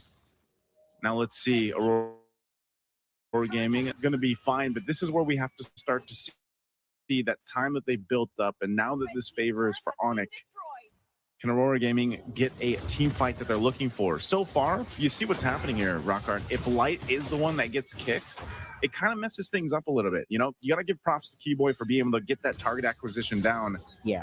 All they're going to get off this is some of those shield defenses being popped. The top one goes down. They still maintain the tier 2 turret in the mid. But again, for Keyboy, that's what is so admirable for the Chos that are able to pull that off. They get the right targets. That kick alone changes that cadence of the fight, and that's why they were able to win that last one that did break out. And this is start to be an increasingly more of a problem, especially for the Granger. You start getting stacks. Aurora Gaming has to take that into consideration, you know, and just so the team fights that have been breaking out, looking at the items too, even though Lutby had a difficult time in the early game, you know, 3 early deaths, he's essentially tanky enough in a way, especially now that he's got the oracles and the enchanted talisman and he's got the ice shield, that he can actually take some of the damage. Yeah, he's actually a lot tankier just off those items. And so that's something they have to watch out for. Aurora Gaming, though, they'll be able to clear this out. Light dropping down the Glorious Pathway once again defensively. But you're seeing what's happening here, Rockhart. They're just kind of cut off from the rest of the map. That's true. I think that's a big point, right? Like, Light, despite being the tankiest member of Aurora Gaming, actually is not as tanky on his own as Lutfi, right? Light needs that Glorious Pathway to regen the HP. You need that Revitalize. So that's all like slowly just regenerating your health. You're not really like built like a rock or anything, right? So if you can catch that, if you can stop the regen before it happens, the Hylos are surprisingly squishy. Aren't you a Hylos main? Or was? Yes, I'm speaking from experience. I was going to say, speaking. Yes, that's exactly what I mean. Top Philippines, Hylos at one point, right? I mean, I know you have a ton of experience with the Hylos, and that's exactly what we're seeing kind of happen here to Aurora Gaming. They are going to go ahead and get in position for this Lord, though. Again, broken walls, something always to consider in the team fights around here. But look at the poke. The poke of the Granger is what that advantage is in comparison to the Harith as well.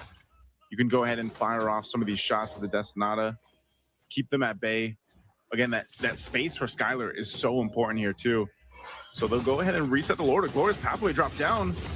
Oh, there you go. That's more proactive right now this time for Aurora Gaming. And now they're chasing Lutfi, which will be protected very well by Sans. That real-world manipulation. There's just no way they can play around that. But look at Edward. He's trying to go for it. Great placement on Landshaker, but he will get taken out. Just not enough DPS right now for Aurora Gaming to make any difference in the team fights, except for Doming Kite. He is definitely the guy who is making it work, at least making it sure that Aurora PH can kind of do something in a team fight, but it is still just a massive amount of lead, a massive amount of control for Onyx Indonesia. They're still going to go for this rock hard. They're trying to get an opening here.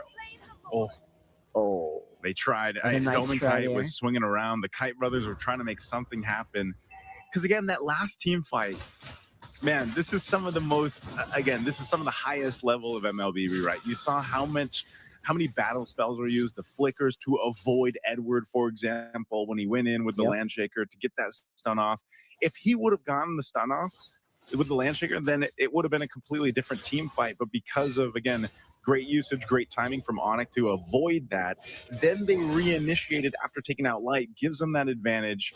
So a whole lot of resources used up. The Lord's going to charge into this top base turret. We'll see. It is going to be cleared out rather quickly, though, because once again, these lineups are so balanced across the board for this game one, and you're seeing that. So Onyx, they'll have to go ahead and decide, can we go ahead and get a base turret down? They still have these waves to deal with, but at best, they might get one base turret. RWM drop down. Well, that's if they can actually win this team fight, which looks like they're going to be able to take out Sans. Aurora Gaming definitely going to do great with that -1, but look at Lutfi. He's diving in on the middle of that pack and doing some decent damage, pushing back Aurora Gaming. I mean, they look like they had some momentum, but again, a great pushback from that Esmeralda. Yeah, it's actually pretty impressive, though. Aurora Gaming holding on with that push. It doesn't really matter that they're down 4,000 gold. Like, that's what I'm saying with these lineups. It's more so of a chess game when it comes to these team fights and that execution factor. You know, even with that lead that Onyx has, it's not so easy for them to actually strong arm Aurora Gaming Philippines with this. Edward does he just recently picked up a chastised pauldron. That item actually does really well against certain marksmen. You can see this too, even defensively. Light, he's dealt with this all game, man. But finally, you know, he's got 3 core defensive items locked in: the Dom, Ice, Anti-Cuirass, the Radiant Armor here too, to kind of help with the amount of damage that's coming out from Sans. You saw it from the last fight. He's already got his Divine Glaive too. So I'm assuming he's still going to be going even more magic damage here too on this Eve. I don't know if he wants to even get any defensiveness for Sans just yet, because he hasn't really dealt with that pressure. Like, he's just kind of relying on the flicker, and he's pumping out the damage. Meanwhile, Skylar is as well. Fighting into the real world manipulation is the best thing that Onyx has right now for them, and it's allowing that space to be there. So it's a chess match, you know, and 20 seconds for this Lord to come up. Aurora Gaming, they'll most likely contest it. They will not let any of this just go by. This is a little bit more difficult, once again, for Onyx. The tankier Light gets, and Edward, it doesn't have to all just fall onto Light's hands now. Like, Edward can be the one to go ahead and kind of start these fights up like we saw him previously. And you never know, if he goes and gets in that stun and that lands this time, that might change that course of the fight. Immortality being picked up here by Keyboy too. Once again, giving a little bit of that extra time that he might need to escape after setting up the Way of the Dragon, the kick. So this positioning is super important here. Neither team's probably going to fully commit to this unless they catch someone out. A beacon used, though, from UA. So that not being available actually is very helpful for Onyx. But the Lord evolves now at the 18-minute mark. Yeah, so a little few seconds difficult, that a little difficult to take. So you're absolutely right. Again, it's all about whether or not Aurora can actually tank the real world. And as time is progressing, they actually might be able to. But here comes that big fight we're talking about. They're diving straight into the back line, and that's going to be the jungler for Aurora Gaming removed already. And now it's a 4v5, and they are going to have to make a run for the hills if they want to survive. And they're going to be able to take out Lutfi. But looks like all that's going to be left on the field is going to be Dom and Kai, it's 1v3. It's only a Harif. What are you going to do? You got a big wave on the middle. And I think that's exactly what Onyx is just going to capitalize. No need to go for the Lord this time around. 24 seconds on the death timers at earliest. That feels like game. Onyx winning that fight around the real world manipulation. Exactly what I was talking about would be the hard thing for Aurora Gaming Philippines to get through. Skylar had all of the space in the world to fire off from the back lines, and they collapsed on Aurora Gaming Philippines. They knew the time was coming, so Aurora just kind of decided, you know what, we maybe we go for the attempt. And even the Lancelot for Demon Kair just wasn't enough to be able to survive this. You know, it was just a hard-fought victory, though, for Onyx. Again, they had to go ahead and get themselves back into this game after Kyrie went down early on, and they held on. They worked as a team. Like, the synergy was amazing here. So let's go ahead and throw this over back to the panel to break down our game one. Everyone, game one is in the books, and it is Onyx and Danisha who strike first and take the 1-0 lead here at Games of the Future Abu Dhabi 2025. Strong start, sharp execution, and a clear message sent early in this series. This is a statement win from Onyx. Soldier? To be honest, Onyx, they surprised us and they said it's easy to play against us, but in the late game, we will show you another face. Because Onyx, they know how to deal in the late game, mid game, and they let the tempo become late for them, for their team, and to grab all their strength and put it in one hand and directly to the base and directly to the team Aurora Gaming. That's right. They showed confidence from the draft, clarity in their rotations. They didn't rush. This wasn't messy. It was calculated for them. Yes, that is very true. Actually, I'm kind of quite impressed actually from Ranger and the YSS, because I would say they were the ones who had amazing rotation, amazing positioning. As me, and of course as a main marksman, I learned a lot from both of them, because they are the ones who were dishing out a lot of damage. Their team was supporting them with being super tanky. Eve was actually, Sans was wonderful with Eve. As you can see from the scores, you know, Onyx dominated most of the game, but as for Aurora, they actually got all three turtles. Onyx didn't care about that at all. The final fight, the final wipeout, they baited them into a Lord fight, but they didn't. Onyx didn't want the Lord. They wanted to actually wipe them out, and they succeeded in that. Yes, now the question is, who came up on top of it? It was a team fight, yes, but someone played really well to make Onyx secure the game one.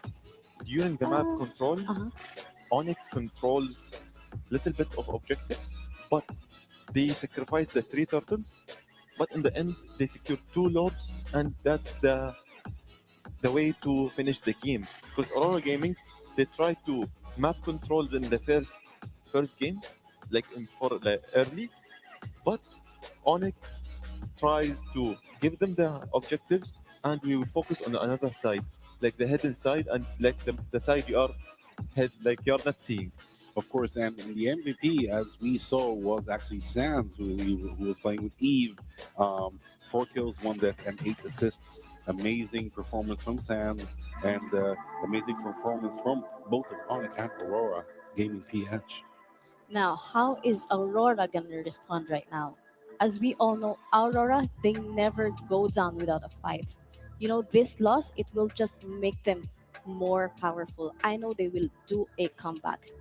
For Aurora Gaming, they need to grab all the papers, because we remember yesterday, Aurora Gaming PH was, for their games, it was little bit easy for the opponent, but they are coming from the hard way.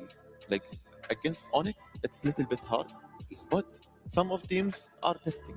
Yeah, we are saying I will test and I will see, because in the semifinals, it's better to test than they say sorry. Definitely, definitely. I believe actually Aurora Gaming PH won't go down easily, and they would actually. I'm expecting a comeback from them on the second match. I don't think this is going to be a clean sweep, to be honest. I know we've seen this many times before. I mean, a strong start doesn't mean that the game is over. Yeah. We've seen it many times. To be honest, on it. We will little bit. I have a sense of clean sweep, but Aurora Gaming they have some. You have they, high they, hopes. they will not they will not let it go for clean sweep. Keep your hopes high, but let's see. Let's see if you actually succeed this time. Yes, we Yeah. will There be is a seeing doubt it. for hopes. Mhm. Yeah. We will be seeing it in game 2. No worries. Okay, we'll be coming up for a short break, and when we come back, it's draft for game 2. Abu Dhabi and UAE at the moment seems to be the epicenter of autonomous robotics and many other activities.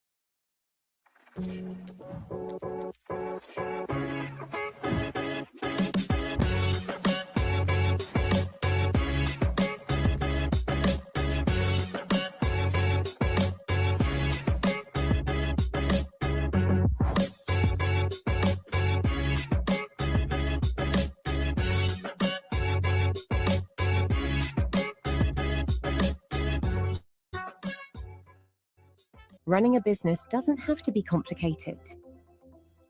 At Solutions Plus, we provide a tailored combination of consulting, business process outsourcing, and technology solutions, from digital to finance, procurement, HR, ESG, and integrated facilities management. We take care of it all, letting you focus on success. Partner with Solutions Plus and take your business to the next level.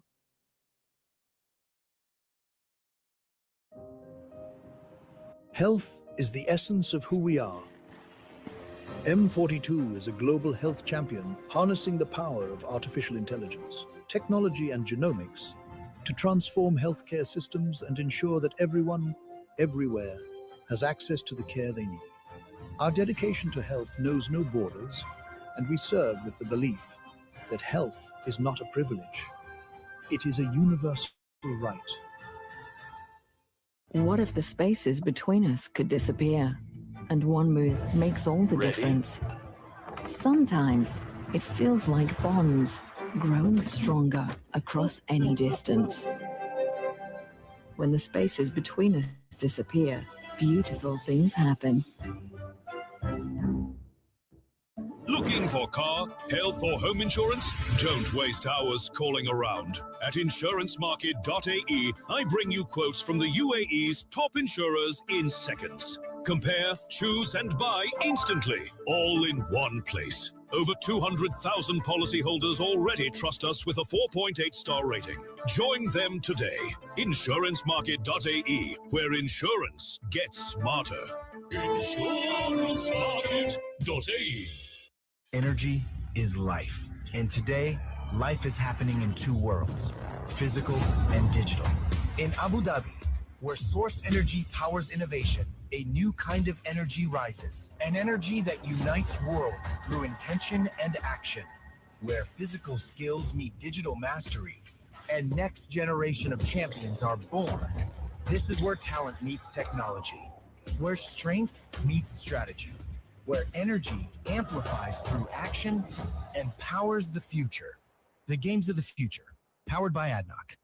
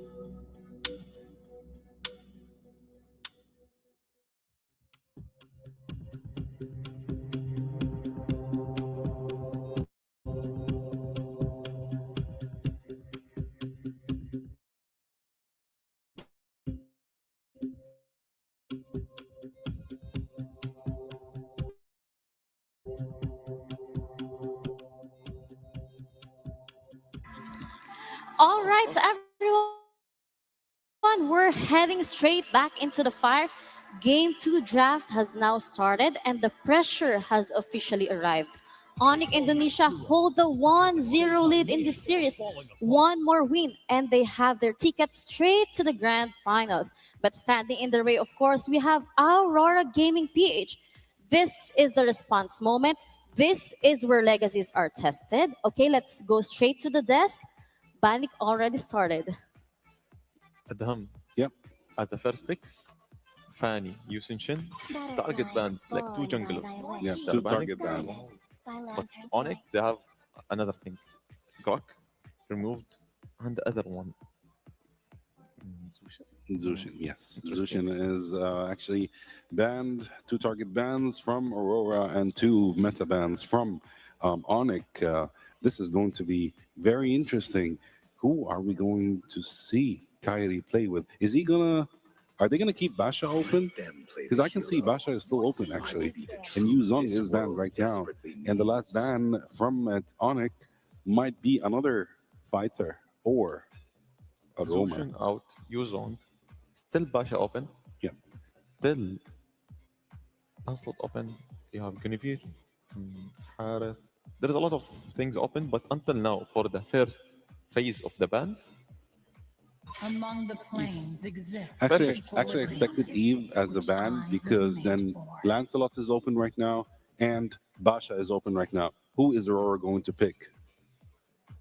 That is the question right now because these two junglers are top meta junglers. They are stuck in a situation right now, Aurora, because they need to sacrifice one of the picks. until now, they sacrificed Eve pick for Onyx. Like Onyx, they banned Eve, but I think they will go for another one. They have Lunux, they have Farsa. It's still open. Yeah, but still, now we're in the pick phase, so Oh, they Lancelot. picked Lancelot. So they are actually Onyx might go for Basha, or they might surprise us with a new jungler pick. Basha open. Still, see, if Basha open, I think Aurora they have an answer because they let it open and they are comfortable to play against him. Like if they pick it, we have a secret pick, we have a pocket pick.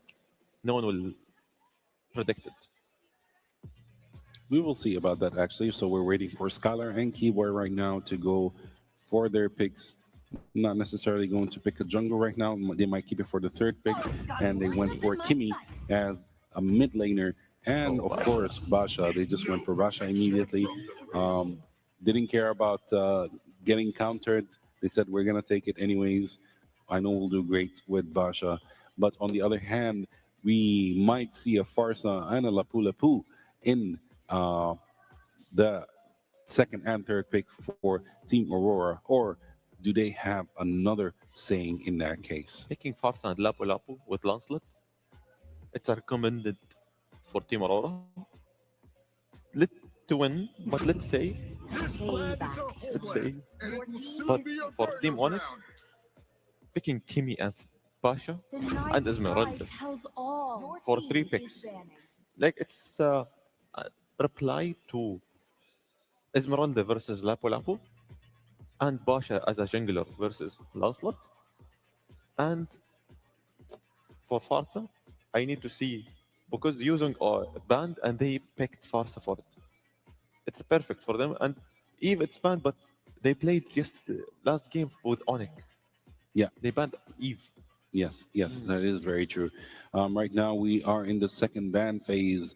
We still have lots of heroes that might get banned, like Gatotkacha, like Ruby, like Xborg. We have Harith also open as a gold laner because none of the teams picked a gold laner yet. They went for a carry. That means they might actually go for kind of a tanky team, mostly a tanky team, or they might be tricking them. Giving them an idea that they're going tanky, but they will go for burst damage. We are waiting for that. Wow, a Helkert ban. This is the first time we see Helkert getting banned. This is target ban. This is a Absolutely. target ban for sure. They felt like Kyrie might actually. No, actually, it's not because I would say Hellcurt is mostly used as a jungler. Mostly used as a jungler. So I'm surprised. Why did they go for Hellcurt? Did actually Onyx think of going for for Hellcurt? example, a gold laner Hellcurt or a roamer Hellcurt? I doubt it, but you know, of course, Aurora understands this more than I do, than both of us. So um, they've done their homework. They know who might they go for.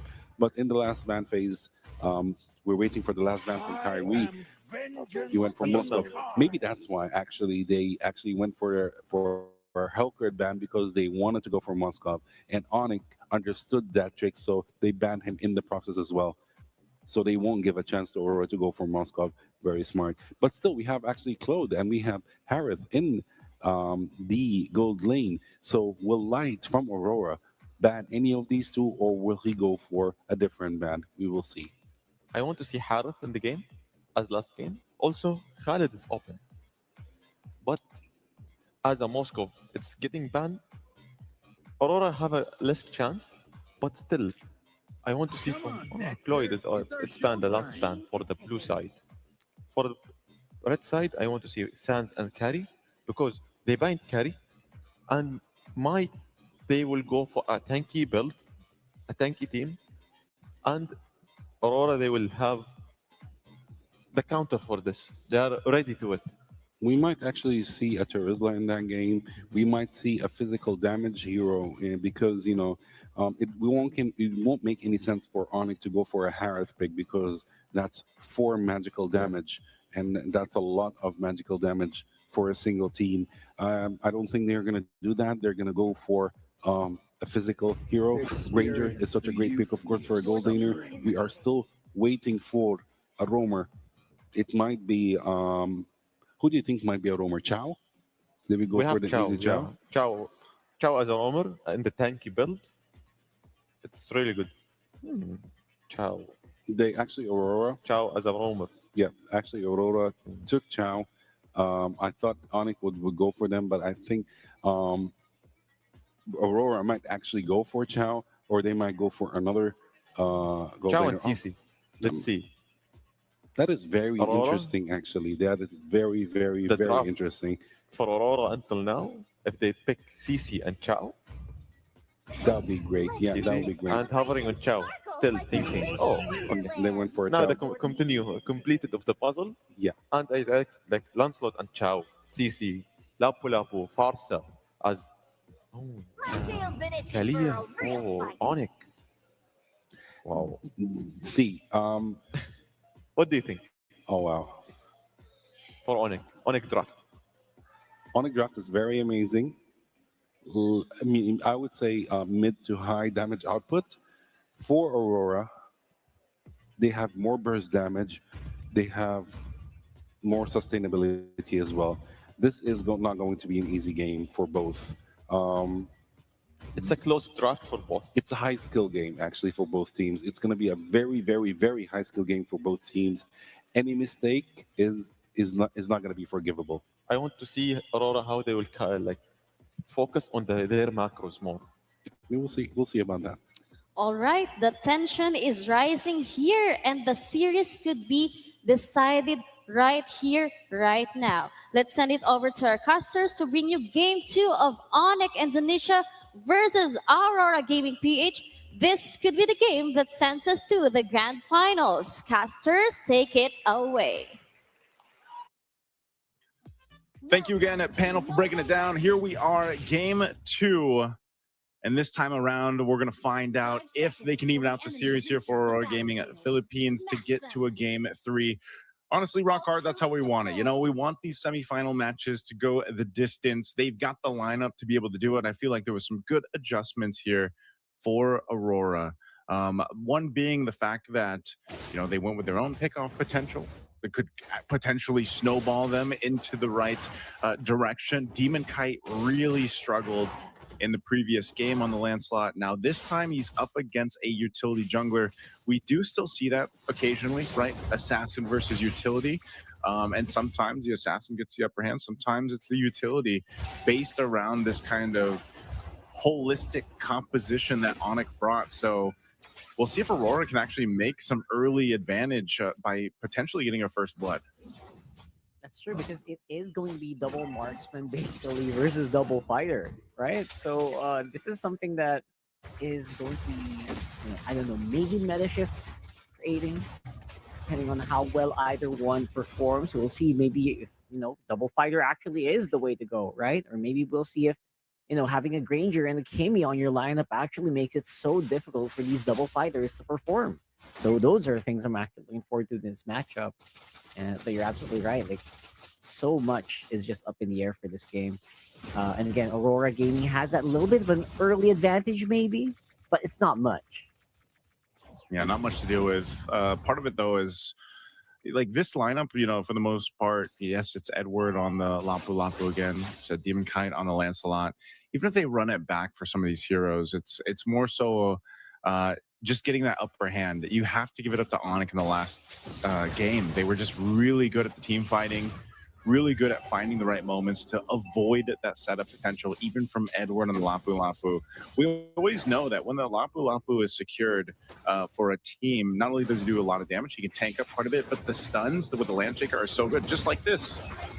Yeah, great stuns. And there you go, Kyrie with the first turtle of the game. Edward and Light not to be able to help out Demon Kite as much. Look at the presence. Look at the domination of Onyx in that one. Yeah, there's they're going to deal with that. I mean, that's one of the things they have to be careful for. Some of these initiations, especially in the early portion of the game, you got to kind of approach them in the right way. And even more so in the turtle pits, like those areas are crucial to be fighting in. Now, this map being potentially the last map, if Onyx wins with it, expanding rivers, either way, when it comes down to these objectives, either team can choose to rotate really quickly. The fact that Dominkite is on a CC gold lane as well could change some of those later team fights, whereas Skylar essentially can do the same thing. It's only unfortunate for Skylar that he doesn't have the space that was provided with an Eve, like in game one, but because of the lineup, it's actually okay. You have a Kalea, you have the traction pulse from Sans, and that actually is enough to go ahead and keep him relatively safe. Plus, like I said, the flicker is always an option as well. I think maybe they're thinking, you know what, we don't need like an Eve real world if we're gonna -1 anyway, right? Like there's just gonna be 4 enemies on the map. So that's their thinking maybe of the Kalea. But look at that, Lutpi again is gonna be the sore spot here that Aurora Gaming is gonna try to punch on. Or, but of course that isn't Esmeralda. Early game has great sustainability, and who has not that much sustainability, that's Dominkite, especially against 4 members of Onyx. See, that's a tough thing. These lineups nearly mirror each other with the game plan. It's that pick-off centric lineup. Let's get a kill, utilizing either the Cho for Aurora or the Kalea here for Onyx. And they get the upper hand because they made the play up top, almost getting this tier 1-2. Traction pulse thrown out. A few more hits would have actually been huge for Sans there, but Uweg is able to dodge out. Get Edward going to be using the Bravest Spider and the Flicker to get out of harm's way, which just leaves the map wide open for Onyx to take that turtle. Man, Rockhart, it just seems like right now it's either Aurora Gaming Philippines is just not synced up like we've seen them in the previous matches, or it's just Onyx playing so well. It's probably a combination of both. Onyx seems to be just completely locked in on the game plan on what they want to do here. And again, if they're able to go ahead and put pressure where Aurora can't play around that plan of a pick-off, because the Tsunami Slam is going to go first. Oh man, there you go. That's Tsunami Slam once more. At that point, Dominkite can't even use the Phantom Execution to get out of harm's way. And because of that, this is going to be another turret. That's going to be, turret rather. That's going to be so hard to defend against. Now, of course, there has to be something to give for Aurora. Skylar really absorbing some of Dominkite's hits, buying some time for Kyrie to get back into the fight here alongside Kiboy. That aggression of this duo, this Kalea and this Baksha, so nasty. Kiboy is so locked into the series. There's the kick though. Nice kick from Light. Obviously going to get some kills back, and that is Hans. So Sans going down is going to be so massive here for Aurora Gaming, and slowing down that Kimi. That Kimi felt like they were it was actually starting to like steamroller them, man. Yeah, it's a problem they have to deal with, but nonetheless, right now it's just, Onyx is just winning off Keyboy's Kalea. For the most part, it's all been the Tsunami Slam. So now Light's got to go ahead and fill that in. He's done as well. He's got actually a couple kills on this, but it's more so the way they're moving around the map. There's got to be an answer for this, especially as they set up around this next turtle coming up in a couple seconds here. You're seeing it. Demon Kite's going to get spotted out. He's actually having a difficult time this game, just like in game one. Really getting pressured on his jungle, potentially to try to force him to use a retribution on the purple buff, so he doesn't have it for the turtle, but still he'll be able to secure this just fine. Onyx waits in positioning. Again, same thing. Lootby giving information, Keyboy waiting for that Tsunami Slam. So we'll see how Aurora approaches this. This 3,000 gold difference might play a part into this fight, but turtle secured. Yeah, huge, tricky turtle there, getting secured there by Onyx. There goes that team fight. Light not going to be long for that world. Cannot really sustain Skylar's Ranger right now, who is just doing insane amounts of damage, even on Edward. That's a double kill for the gold laner of Onyx. And not to mention, they also got that turtle. Demon Kite now going to be struggling to even get the jungle camps on his side. Let's see if he gets this orange. He should be able to retreat. Oh, he doesn't get it. Unfortunately, yeah, he doesn't get it, and it's looking even more grim now for Aurora Gaming Philippines here. The way this game is going, 3 turtles now in the hands of Onyx, 5,000 up in terms of gold. They have a clear shot at taking the first Lord as well, unless somehow, some way, Aurora finds a way to crawl back into this game. But look at the pressure from Onyx. They won't let up on this. And it's, you know, it's a stark difference, at least for the Esmeralda this time, when you see the Esmeralda struggle, but when you see it shine like this and you're able to go ahead, you know, you're deathless, you provide information, a Tsunami Slam again. Oh man, that's a huge Tsunami Slam here, of course. Yue going to be able to at least answer with the Feather Airstrike. That front line is starting to demolish and diminish on its health. That's Kiboy going down though. Demon Kites are doing some really good mechanics, but the rest of Onyx are still inside the front lines. They're not really going back quite yet, but it is going to be -1. Kiboy's aggression removed from the map might leave an opening for Aurora to make something happen here. That pickoff is great. At least they get a kill.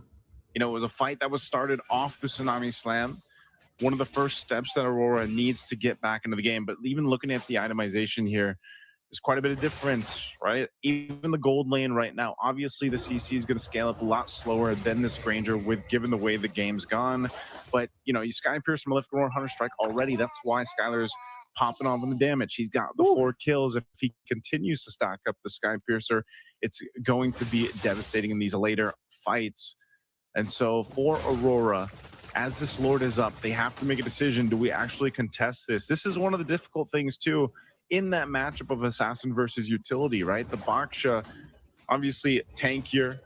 You rely on the rest of your team to kind of, again, give you that information. You can always pull off a steal, though. That's one of the things about the Assassins, right? Especially the Lancelot. There's always potential for that. So even with Onyx lead, they'll respect it and just kind of take their time with this. There's no rush for them. But Aurora, they're the ones with a hard decision. Do we actually go for this? It's blitz down now. Yeah, that's a huge blitz. Obviously, Onyx is just going to be so far ahead of the curve here. Lapu-Lapu up on front. Edward can't really sustain against that lineup.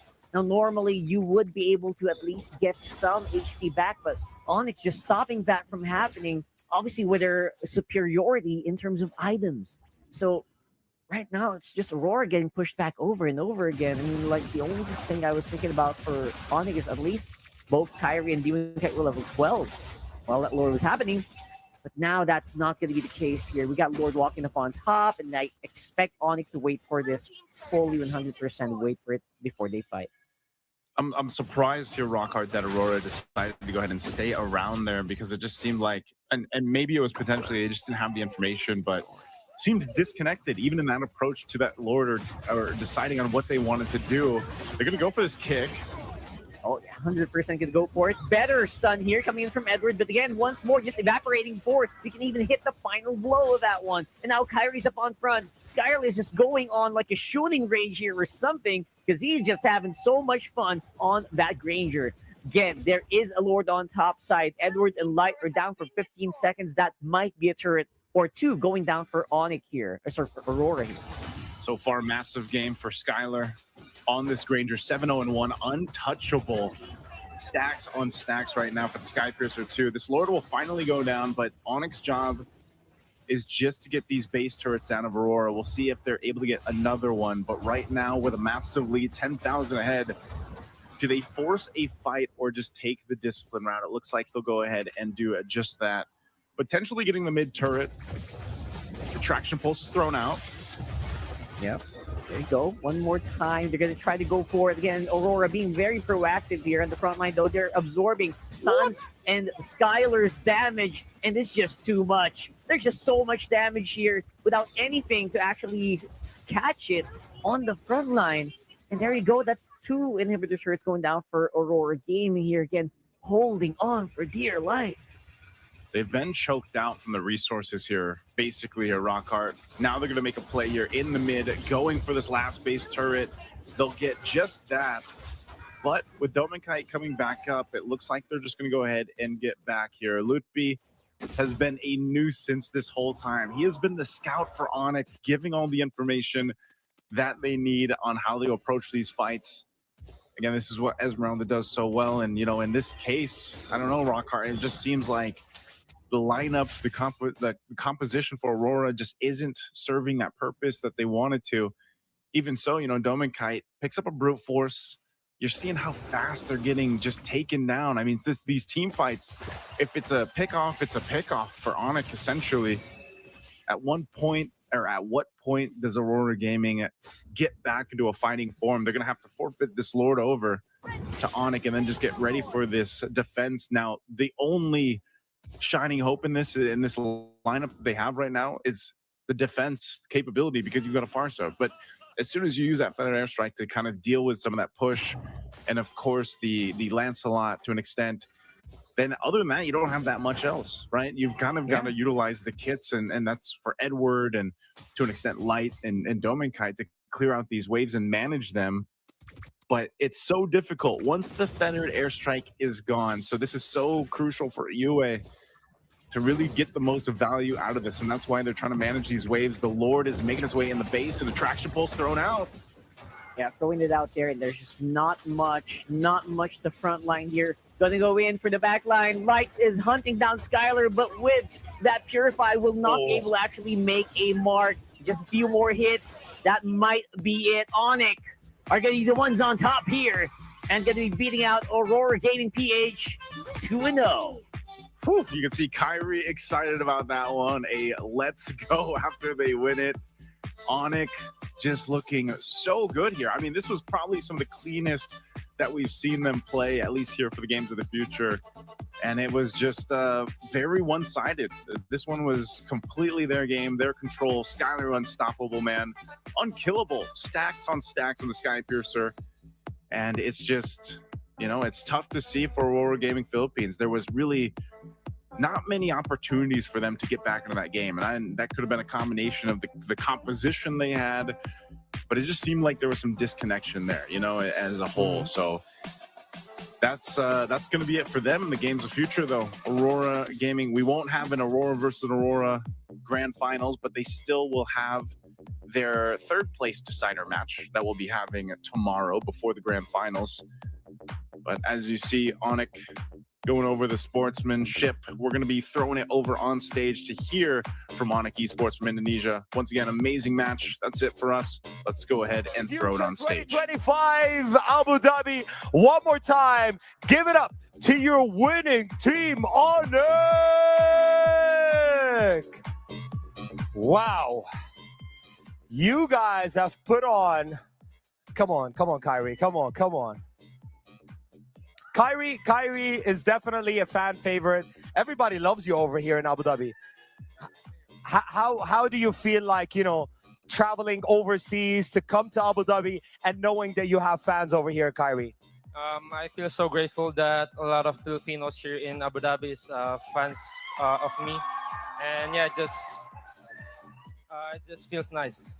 Listen, and this is not just a question for you, a question for everybody.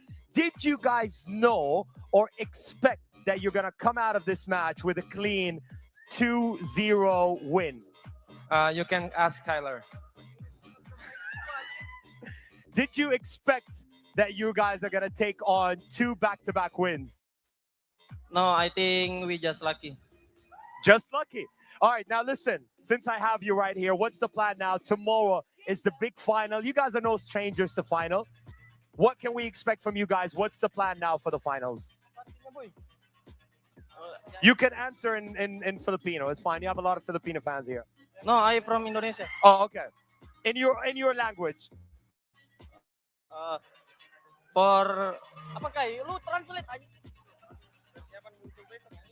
Mungkin persiapan kita untuk besok yang lawan Aurora Turki, kita bakal kasih yang terbaik dan semoga ya kita menangkan juga lah besok di grand final. Amazing. Well, listen, I'm not going to keep you guys here for too long. Once again, give it up to your winning team, Onik! Good luck, guys. We'll see you tomorrow, the finals of the MLBB tournament. Good luck.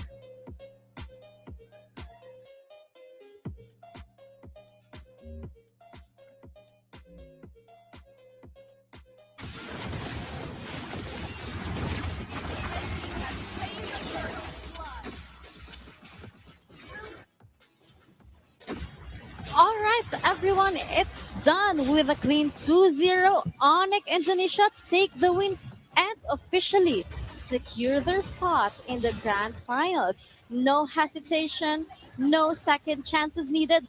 Onyx showed control, confidence, and championship level execution from start to finish. Soldier? To be honest, Onyx, we was expecting clean sweep for Onyx, me and Haddam, but I was waiting for this moment for Onyx to do the clean sweep as usual in the major tournament. Sometimes with the big teams, also there is the clean sweep. So imagine here in the Abu Dhabi, and there is clean sweep, the first clean sweep in the semifinals.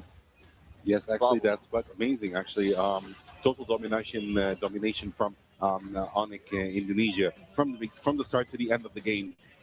They actually told Aurora or showed Aurora Gaming PH that we are here to win. It was beautiful performance from Onyx, to be honest. They got the kills in the beginning. They got the control in the until the mid game. They were controlling the map, entirely controlling the map. They were choking actually Aurora Gaming. Badly choking them in the map, and they couldn't just Aurora Gaming. They tried a couple of times to get out, to actually show their dominance, but it was too hard for them to do that. I know both of you predicted it, but now I feel very bad because now Philippines is out. But Kari is still there. Yeah, my heart is still there. Yeah, Kari is still there. So yeah, that's good. Yeah, looking at the numbers right now, it's obvious that Onyx dominated that game. They did it very clean. Clearly, 13,000 difference of gold, 9 towers destroyed to 0, 2-0, 3-0 in Turtles and Lords. Total dominance from Onyx. Did not expect that. We were hoping for this, but we did not expect it to be this fast. The game ended actually in 13 minutes and 49 seconds. We expected at least like a minimum 20 seconds, versus Aurora, but it ended so fast. That's right. I was expecting for Aurora to respond. Yeah. To be honest, from the statistics, it's one-sided because the goal difference, the turrets, the objectives for the Turtle and Lord, like all of the objectives in Onyx side and Onyx hand. So they know how to control the map. They took the early advantage, the early momentum, and they know how to do the synergetic clean sweep. So for the team Onyx, they are well organized during the team fights, how to structure the team fights, and sometimes how to initiate and disengage the team fights. Like they are avoiding the unnecessary fights, and they are not scared for the forcing the team fights. Yeah, it looks like proved us wrong. On the paper, it looked like Skylar will be the MVP. Yeah, actually, we thought it was going to be Skylar with Granger, but it's actually Keyboy with Kalea.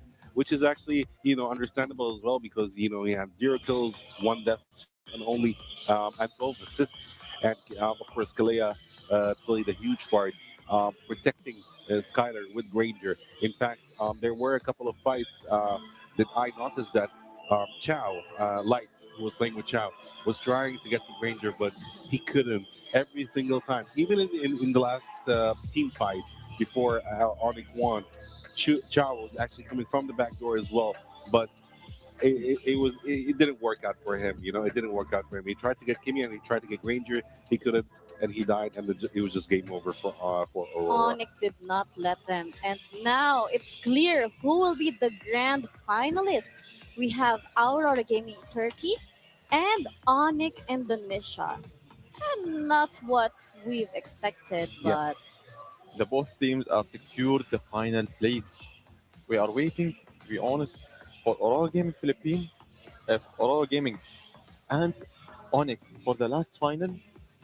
It's gonna be hectic for both, and they need to know how to play it against both. yes, but before we move forward, let us not forget that there's still a battle for third place. It will happen Yeah. tomorrow. Yeah, of course. It's going to be Aurora Gaming PH versus DFYG. DFYG. Interesting Yeah, it's going to be fight. interesting. I'll still stick to my Aurora Gaming PH. I'm sticking with DFYG this time. Wow, Yeah. dark horse. Yeah. For the third place. Yeah, for the third place. Interesting. Let's support them. Yes. And of course, tomorrow is the grand finals, what we've all been waiting for. But tomorrow, only one team will lift the trophy. Who could it be? Let's find out tomorrow. See you guys and stay tuned.